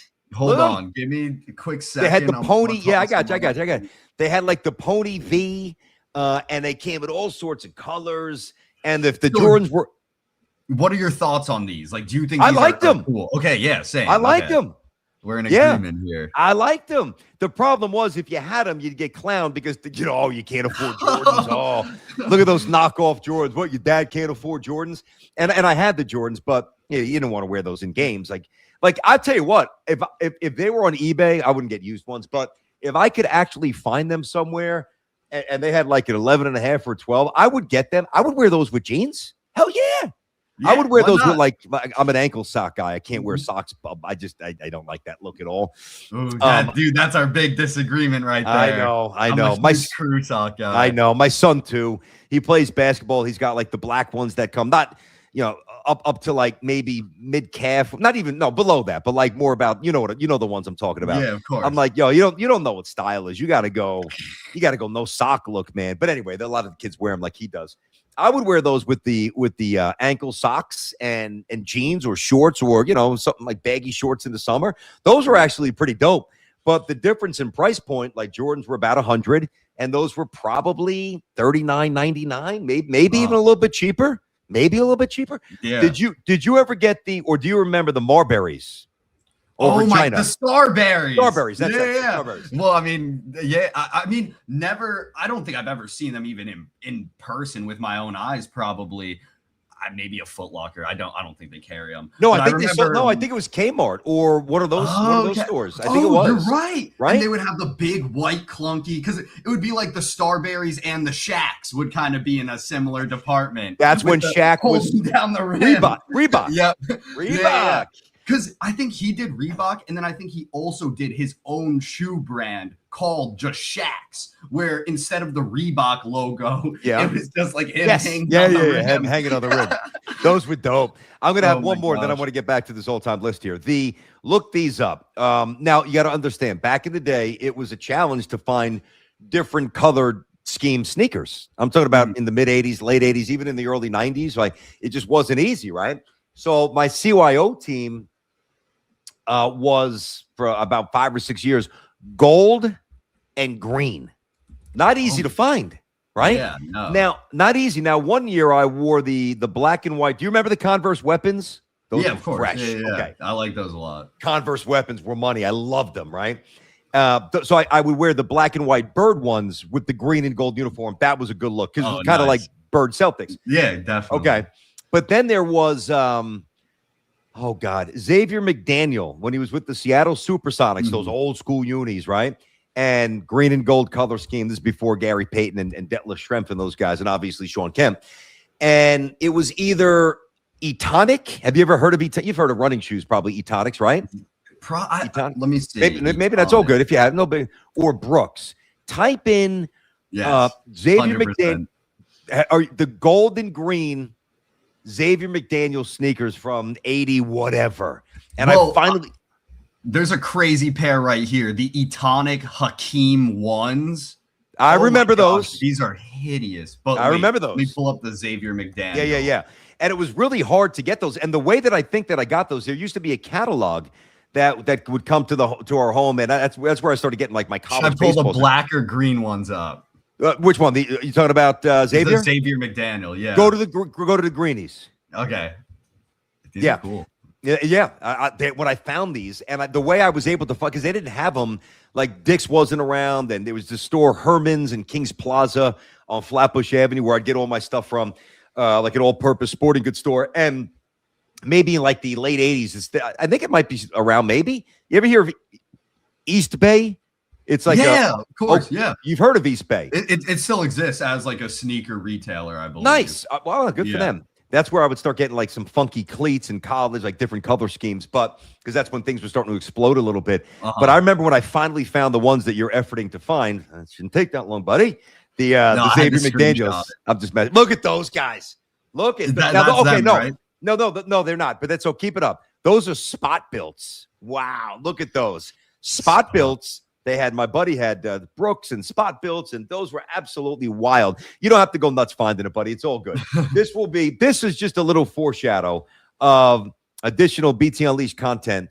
My all-time top 10 favorite sneakers. That's going to be great. That's going to be great.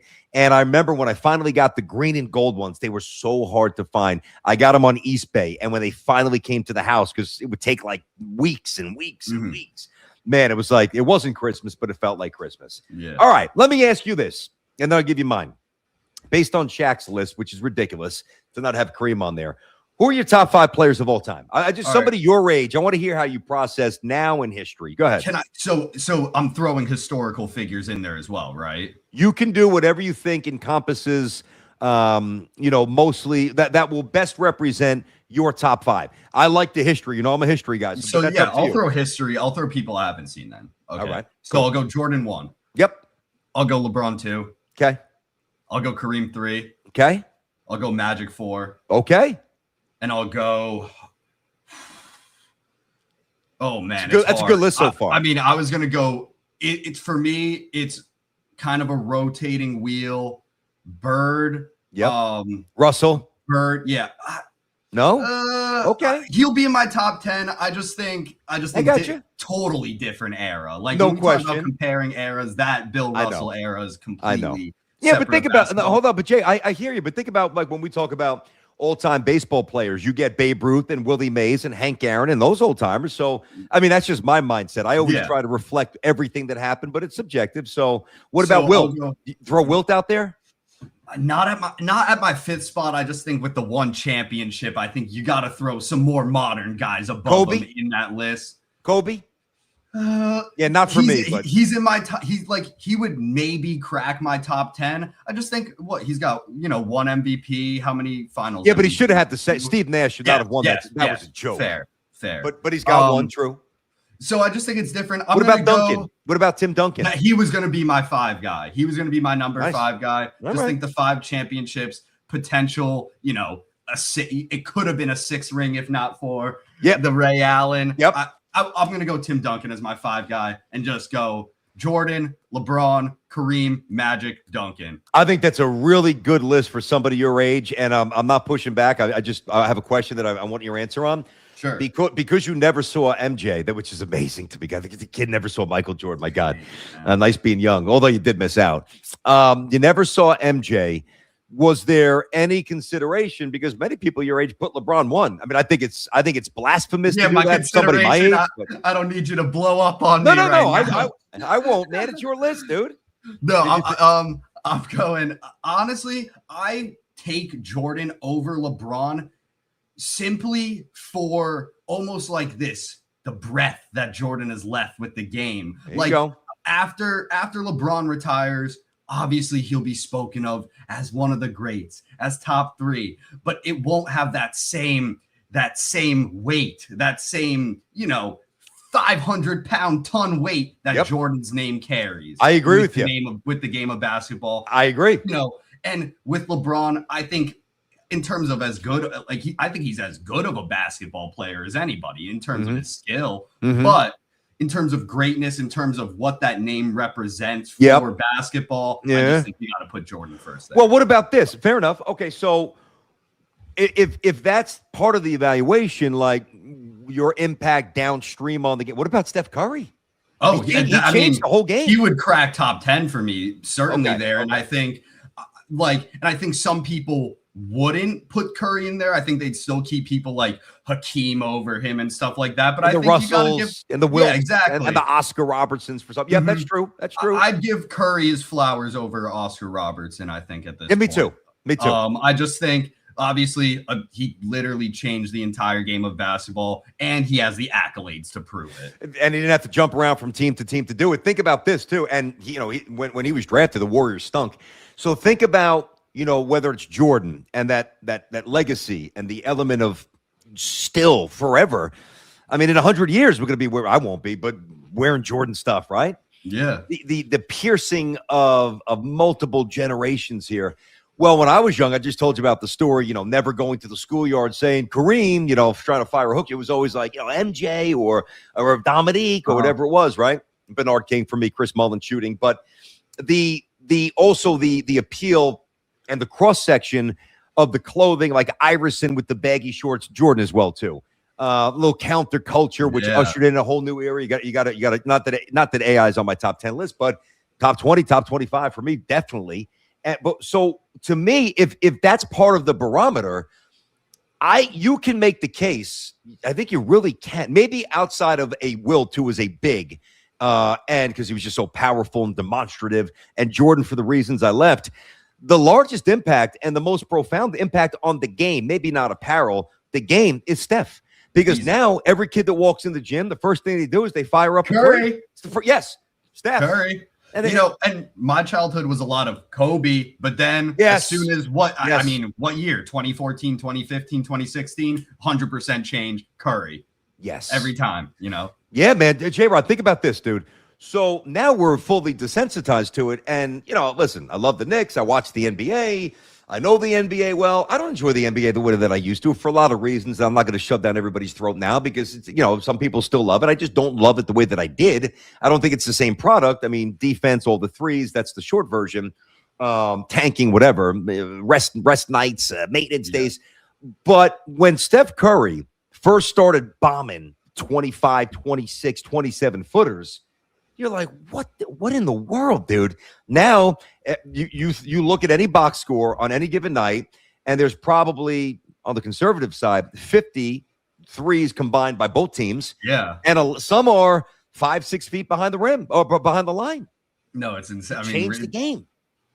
Yeah, and it's like, and before him, and like this would be a question for you, like, was there ever any other player before him who was an off the dribble point guard who was taking deep 3-pointers like Off that? the dribble? No, Off the man. dribble, Jeez, yeah. dude. The game was so different. I mean, Isaiah would shoot a couple. Dennis Johnson with the Celtics, but I didn't see him with the Sonics. They won the championship. I think it was 79. Lenny Wilkins, I think Sikma was there, Dennis Johnson. But I saw Dennis Johnson with the Celtics. He was still good. Slower, set up Bird, set up McHale, set up Parrish, open jump shot, mid-range, set up Ainge for 3. Off the dribble, no. I'm just thinking of point guards from back then. Off the dribble, absolutely not. There's no way, dude. Step backs? How about step backs? Not really either, no. No, step backs. My thought was like, I think my roommate and I were having this discussion on like best 3-point shooters of all time. Like we were talking Clay, Curry, and it's like before Steph Curry, the greatest shooters of all time were kind of all in that Reggie Miller, Ray Allen shooting guard archetype where they were the catching. I mean, Reggie Miller and Ray Allen both had more to their game than catch and shoot. Yeah, for sure. Obviously. Yep. But they were kind of those still 3-point shooters. They weren't running, dribbling with the ball, taking it, putting it up like that. It was a little different. It was a little more corner based, I feel. Yeah, okay. I think you're kind of right. This is where, me obviously being older, I could help you get there fully right. Sure. So again, Reggie Miller, the way he ran off screens, I mean, whether it's baseline, coming off all these curls, so he might actually shoot the ball from a stationary position, but the amount of miles he would run during a game, running off multiple screens as guys were trying to free him up. Rick Smiths, some other one, Dale Davis, some of the Antonio Davis, the big forwards in the front court that battled the Knicks and some of those other really good teams all those years.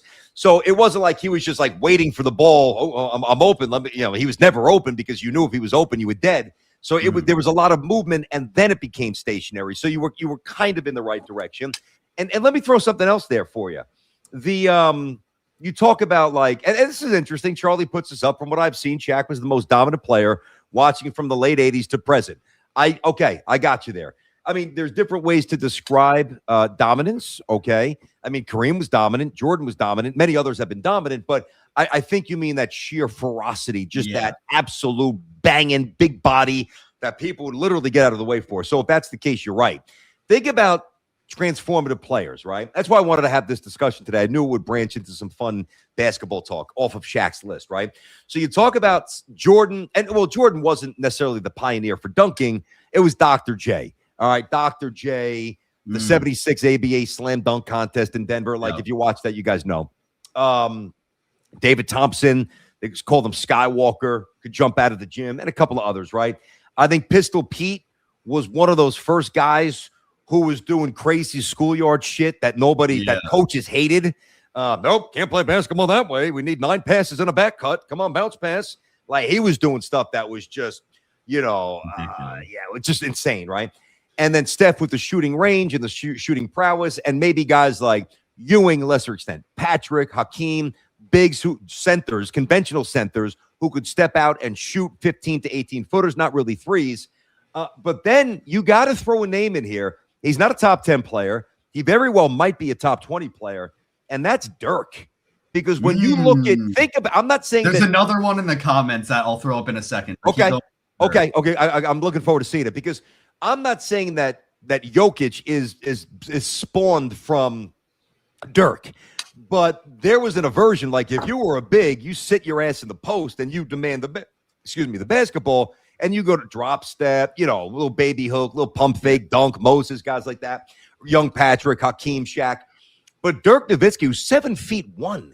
I mean, we talk about Kobe's fall away, which was money, and MJ had that fall away, and some others as well. Now it's really all over the game. But Dirk Nowitzki, the one-legged fall away from inside the paint, which was indefensible. Maybe, I'm just thinking of this, it just hit me. Maybe I'm nuts, but maybe not. Outside of Kareem's skyhook, maybe the most indefensible shot in the history of basketball. Nobody blocked it. I didn't get to see prime Dirk. I got to see Dirk playing with Luka, late career kind of deal. So when he, kind of hit that mid range, was it the kind of thing where it's like, look, even higher than LaMarcus Aldridge levels of like it's going in 100% of the time. It was just pure, dude. I mean, the rotation, the spin, the mechanics, the disengagement from the defender. Like, he would get to his spot and foul line extended, even like a little baseline if they push him down there. And obviously he banged in a lot of threes as well. But when he did that 1 foot fall away, I mean, the arc, the rotation, the form, it was perfect. It was indefensible. I'm sure somebody blocked it. I don't remember ever seeing somebody block it. Not to be a prisoner of the moment, and be overly hyperbolic. I mean, you play basically 20 years. Somebody blocked your shot on a fall away, I'm sure. Sure. But man, oh man, it was a thing of beauty, and it was graceful. And 7-1 guys weren't doing that. They just weren't. Here's a good one. Another good one. Durant. And I wouldn't throw him top 10. I would probably put him over AI all time, though. Me too. In my list. Like, he would crack a top 20, 25 sort of thing. Absolutely. I just think the weird thing with Durant is like, all right, everyone's going to recognize, and especially when he retires, that this dude was, if not the greatest scorer of all time, all this. I just think the Warriors thing, and this is a dead horse of a point.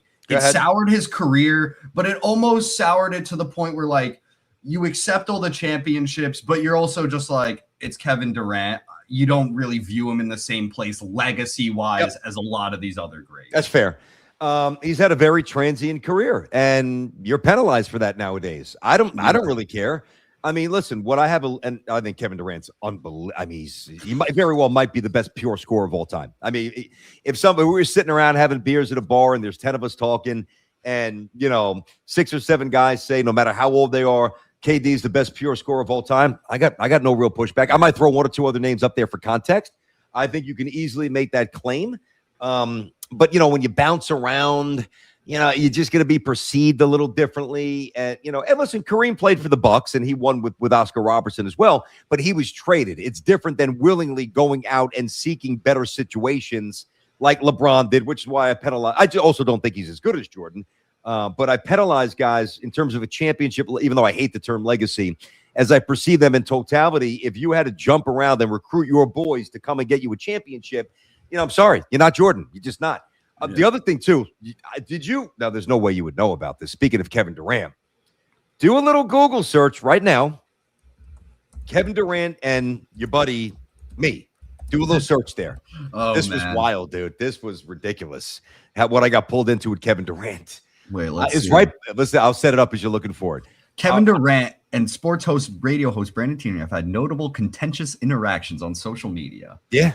Let's see. Nets Kevin Durant. Is this a Bleacher Report article? Yep. Nets Kevin Durant rips host on Twitter. There's a million signed with Knicks. Yeah, you can use that one, right? So basically, the genesis was this. This is when I was still a big Carmelo fan, right? So, and I'll never forget this. It was. Well, not a huge Carmelo fan because it was kind of at the end at this point. It was at the end, but sure. Things have changed a little bit. I respect him. Great scorer. Another great scorer as well. Anyway, I'll never forget this. Right before COVID, and we went to a local. We just kind of moved into town. We were here about a year and a half, and there's a Division II university basically down the street from us, right? And kids were young, obviously getting into sports a little bit, and I knew that would be a path that our family's all about that. So we went, me and the kids and my wife. Got some popcorn, went to watch some Division II basketball, and I'm doing the show with Tiki at this point, right? What year was it? Wait, what? Maybe it was before that. What year was it? Give me the year again. I'm looking at 2020 right now. Yeah, that's what I thought. All right. Like beginning of January 8th, 2020. You said Nets win 7 straight, no one cares. Nets lose 7 straight, no one cares. He said, and then you said speaks volumes. He said, what does it say? Okay. Yes. So I'm at the game. And there's maybe 300 people there. We're having popcorn. Great night, right? And my producer for me and Tiki on the national show, name is D-Cell. Great guy. Nickname D-Cell. Good dude. Still doing stuff in the business. Really good guy. And he hits me up, and he's like, did you see what KD's coming at you? He's like, light him up, destroy him. It'll be good for the show. I'm like, oh, God. Like, I'm not a radio beef guy. I don't start trouble. I don't look for trouble. I don't start trouble. I don't disparage people. I mean, I'll be honest if somebody asks me but I'm not into gossip and all that nonsense bullshit. I can't stand that, actually. I think people that really do that really just don't have a whole lot to say about sports. And I wanted to be a sportscaster with obviously a lot of ways to turn into other stuff and have fun organically, but I'm not a shit stirrer in that regard. Anyway, so I wasn't going to go at him and eviscerate him. And I think if I recollect correctly, somebody, maybe even Kevin himself, wrote something about the Nets. The genesis was something about the Nets. Right. Okay. And the Knicks sucked. And I thought the Knicks were going to get KD. And I was a little pissed off. So I wrote back something along the lines of, quote tweeted somebody, maybe him. Nets win 7 straight. Nets lose 7 straight. Nobody cares. Something. What does that say about the existence of the Nets? Something like that. Right. Yeah, that was it. That was it again. Read it. Go ahead. It was, hold on. The article just disappeared, but it was right, don't worry about it. It was Nets win 7 straight. Nobody cares. Nets lose 7 straight. Nobody cares. And then you go like, what does that say? And then Kevin Durant responds and he goes, what does it say? Boom. Now look for some of the other stuff. Now you got in, because now we go back and forth. And now I'm like, all right, I think I said something along the lines of say whatever you will. Because I think at that point, people knew I wasn't a big Carmelo fan. He didn't win, whatever. And it's a little selfish for me with the Lynn stuff and not being in great shape, not playing defense. And so I wrote something, but I defended. I'm like, at least Carmelo had the guts to try to elevate the Knicks. Like you didn't even have the guts, something like that. Am I on to it? Well, you said whenever you grow tired of tweeting, hop on New York radio. I think true fans deserve some answers, being that the last few months have been interesting. And he just goes, no. That's right. And then he even wrote back at some point. He's like, I actually felt good about this. He wrote there. I mean, it was back and forth all night. There's like 7 tweets. There's a lot. And then he wrote at one point, he's like, yeah, I know you got your little medium or you got your little platform. Like, hey, I'm like, hey, recognize the platform. It ain't that little, buddy. Yeah, there we go. It's something like that. So that was just a little sidebar with Kevin Durant. And listen, if I wanted to make it bigger and bigger and bigger, like I could have been disrespectful, but I'm not about that. Like I wasn't trying to disrespect Kevin Durant, but we didn't know about the burner accounts at this point.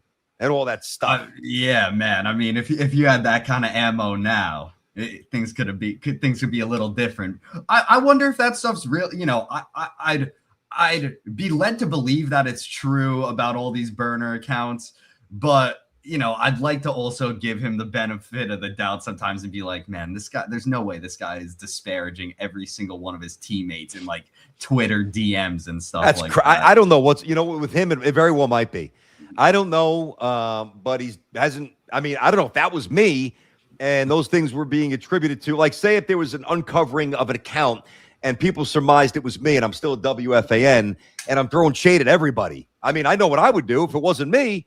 I would vehemently denounce it. Deny it. He has not. He has not. Well, that's the point. That's what's interesting. So anyway, so probably a little truth in there if you didn't shoot it down. At Avery Summit, Duncan was the most humble and underrated old-timer. That very well might be true. Pop screamed at him like he was a rookie, fully bought into Pop's system, played for one team, and humbly transitioned into role player as he aged. That's right. And David Robinson kind of did the same thing as well with early Duncan, where where David Robinson transitioned and understood that the passing of the mantle was important. And he willingly, because David Robinson's that kind of guy, when you go to the Naval Academy and you're a class act like David Robinson is and forever will be, and not to mention a great player, you know, you're going to do the right thing where, you know, somebody like, that's kind of, not to take a shot at Carmelo, but Jeremy Lin, you know, drops 40 on the Lakers and Jeremy Lin has a good week and Carmelo's not feeling it because you're getting fewer shots and you're getting a little bit less of the shine. And to me, it was a good thing that the Knicks found the player and Carmelo was selfish and, he kind of sabotaged it. So that's one of my beefs with Carmelo. Not many beefs, but that's really the main one.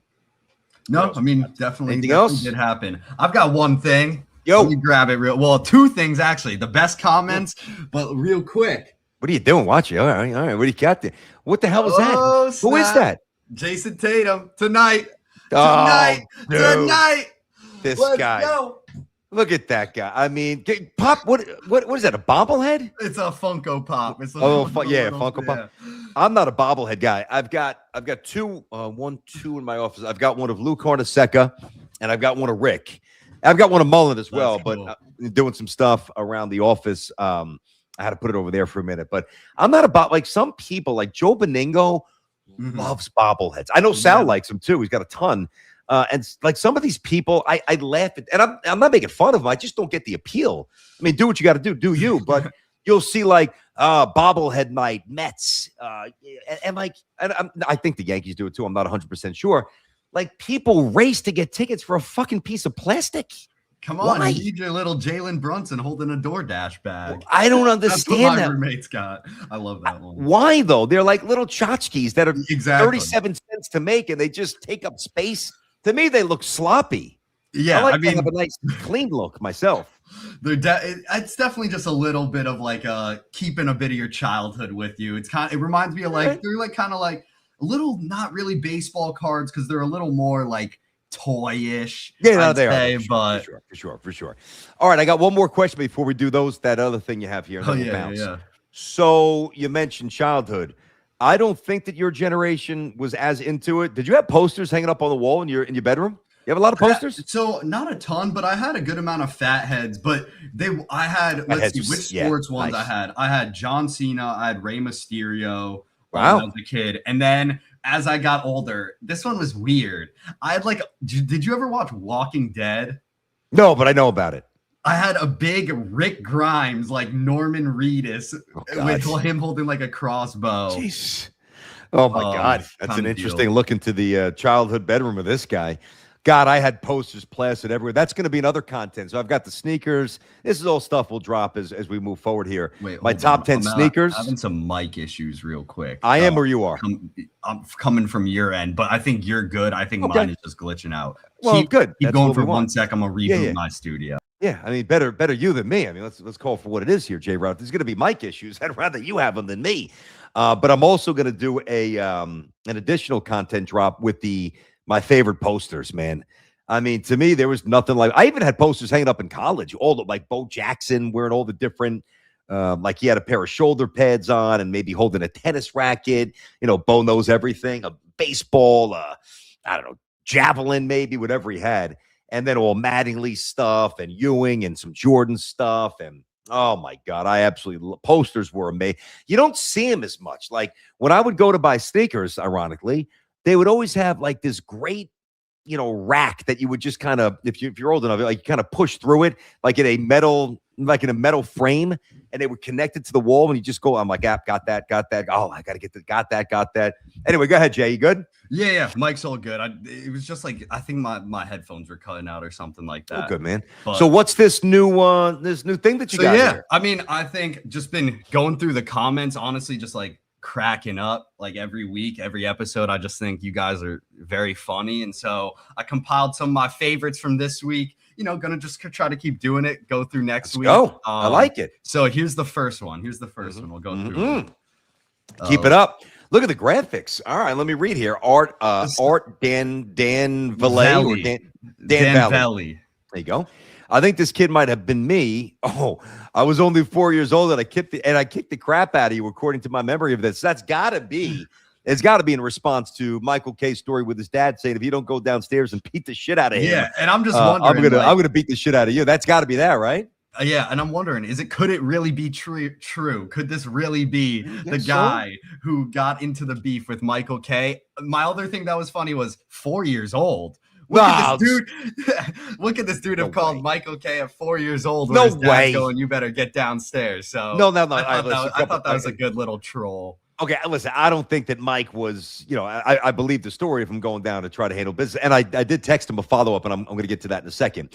I mean, Michael K was not running around the Bronx throwing hands. I mean, so, and it like often, I don't think.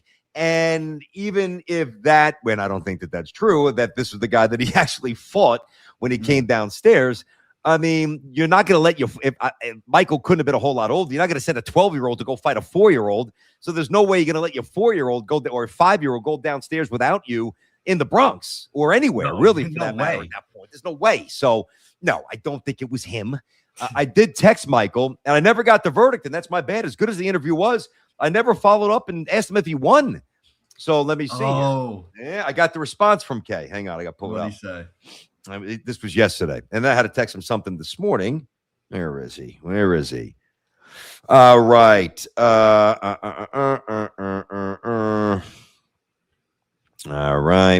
right. He goes, I wrote him. I said, hey, By the way, we never got the verdict. Did you win the fight or did you lose?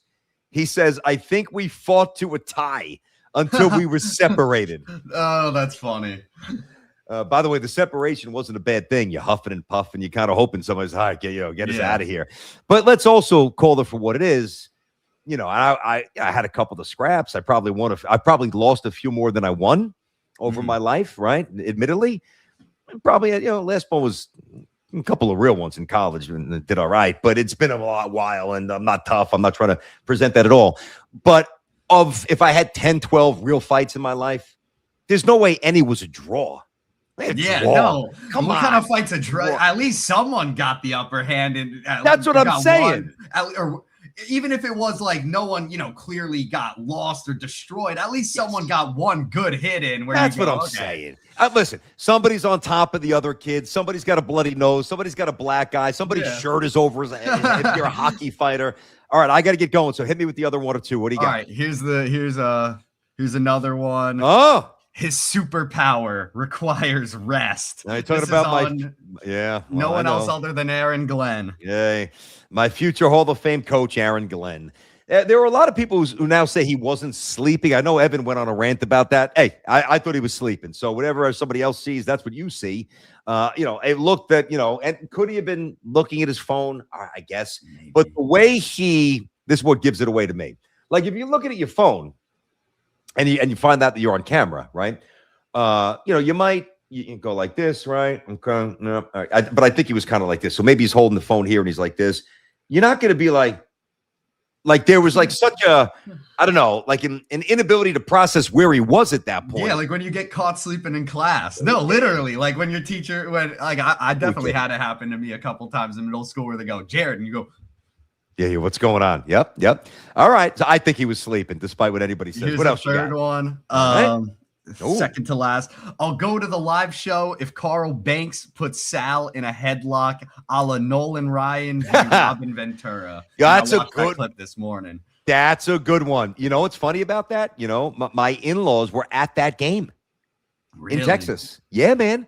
It was the old Arlington Stadium, what's it called? Globe Light, whatever it is now. Mm-hmm. Not the beautiful ballpark before that, which I think is nicer than the one they have now.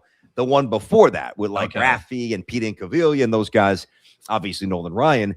And the funny thing about that, and my father-in-law, was there with my mother-in-law, and Robin Ventura gets clowned for that because a 43 or whatever he was put him in a headlock and he just kept banging like he was he was, I don't know, throwing a piece of rope around a steer on the farm, basically how we treated him.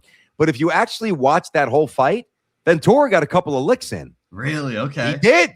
He did. I'm not saying like shots to the chin on Nolan Ryan, but I don't know if he got punked the way it's presented all these years later. And hey, listen, if it's going to make it a sellout and sell those extra tickets, I think Sal might go full old school WWE. He might even blade himself. Forget about getting put in a headlock. He might cut himself and get a little blood trickling down the forehead. Sal's down for anything. So am I. We need a real show. And then here's number 4, just a quick one. Yep. This was during BT's story. BT tore his Achilles and snapped out the Matrix. Oh, this was like when you were describing like the scene of like time stopped. Oh, man. Like I just thought that was just like such a funny descriptor. It did. It was. I told you that was the other day. I was playing hoops, going up for a 3. I was playing in some league in Manhattan, the men's urban professional league. Went up for a 3. Thing snapped, and I gotta go. But the story, I thought I got fouled, and as I'm coming down, and in my mind for like a whatever minuscule determination of time is nanosecond, I don't know. I processed. I'm like, oh, good, I got fouled. I got 3, and I was a good foul shooter. I got 3 foul shots coming, and then all of a sudden, as I'm coming down, I look on the baseline. The referee's just there with the whistle in his mouth, like this, not moving. And I'm like, I didn't, and I'm like, I didn't get fouled. What happened? Bang! Hit the floor, and then the story goes as the story goes. So, all right, J-Rod, really good end to the week here, man. Yeah, have fun tonight. Can you give me 20 seconds what we got cooking tonight? What we got my friend's birthday party. So let's have starting off with a dinner at 6:30 and then going out to the bars. So not a house party. No, not a house you guys party. Don't do house parties anymore, right? Yeah, I mean, I guess in like It really depends. Like I've been to some house parties for birthdays in New York thus far, but it's mainly the go out to a bar thing. I got you. It's easy. What bar are you going to? What part of the city? I know you're a Lower East Side guy. Prospect Heights. Oh, you're going to Brooklyn? I'm a Bushwick guy. No, I know. But yeah. Prospect Heights. My friend, he's like, he's a little bit down DeKalb. He's like Franklin and something. Well, you mentioned DeKalb. That was one of the stops on the train that I was talking about the other day. Really? DeKalb Avenue. The Q? Yes. Dude, I get out there to go to work every single day. Every single day. That was my train. Yeah, we talked about it. Yeah, I mean, back in the day, house party. It was nothing better than a house party. Those are the most fun. To me, I love still just like the party where, even the apartment. I just think, and that's where you meet people. Is what's great about a party. House music all night long. Say what? I got to tell you the story at some point, not now, when I threw my one and only house party in high school. Oh, man. And I got caught. It started with maybe 7, 8 of my buddies, knocking a few beers back, like knuckleheads, hanging around. And I don't know how word spread. Before I knew it, and I was in Flatbush, there were people from Bay Ridge. There were people from Rockaway. There must have been 100 people in my house. It was a disaster, bro. Oh no! I thought my dad was going to put me through I was, I was scared of it. I'll tell you the full story some other day. Yeah. Wow. I mean, we'll talk about a brazen move / idiotic on my part. Good God. All right, Jay, let me bounce, brother. Everybody out there, appreciate you guys. You know that. Great week. I know you really enjoyed the K stuff. Rick Pitino coming up Monday at 2 here on Unleashed. I've got hopefully LaGreca on Tuesday. Big East tournament coming up next week. And then, of course, Selection Sunday. I'm going to drop Sunday night here on the show as different content, not live, different. So it'll be a premiere content kind of thing. My all-time Big East team, starting 5, 7 reserves, 10 honorable mentions, all encompassing from 79 to now. It is going to be absolutely phenomenal. I can't wait to get, because I know there's disagreements, obviously. There's going to be some glaring omissions that you think I messed up. That'll be fun. We'll get after it. What else? We'll hit 18,000 subs, hopefully by today, but certainly by the end of the weekend. We're cruising toward 20. It's a lock by baseball season, 20,000. That's a given. And I'm hoping for 25. That might be a little ambitious by first pitch. Yankees, Giants out there in San Francisco, but you never know. With you guys, I'm not gonna put anything past you. Why not?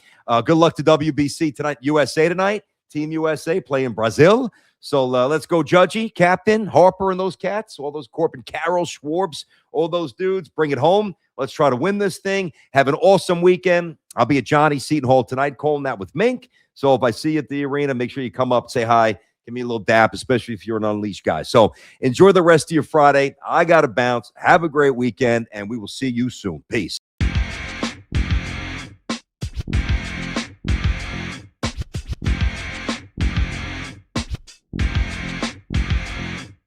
This is Unleash. Are you listening? Can you hear me? This is Unleash. Are you listening? Can you hear me? This is Unleash. Are you listening? Can you hear me? This is Unleash. Are you listening? Can you hear me? With your host, Brandon Tierney, and Mike.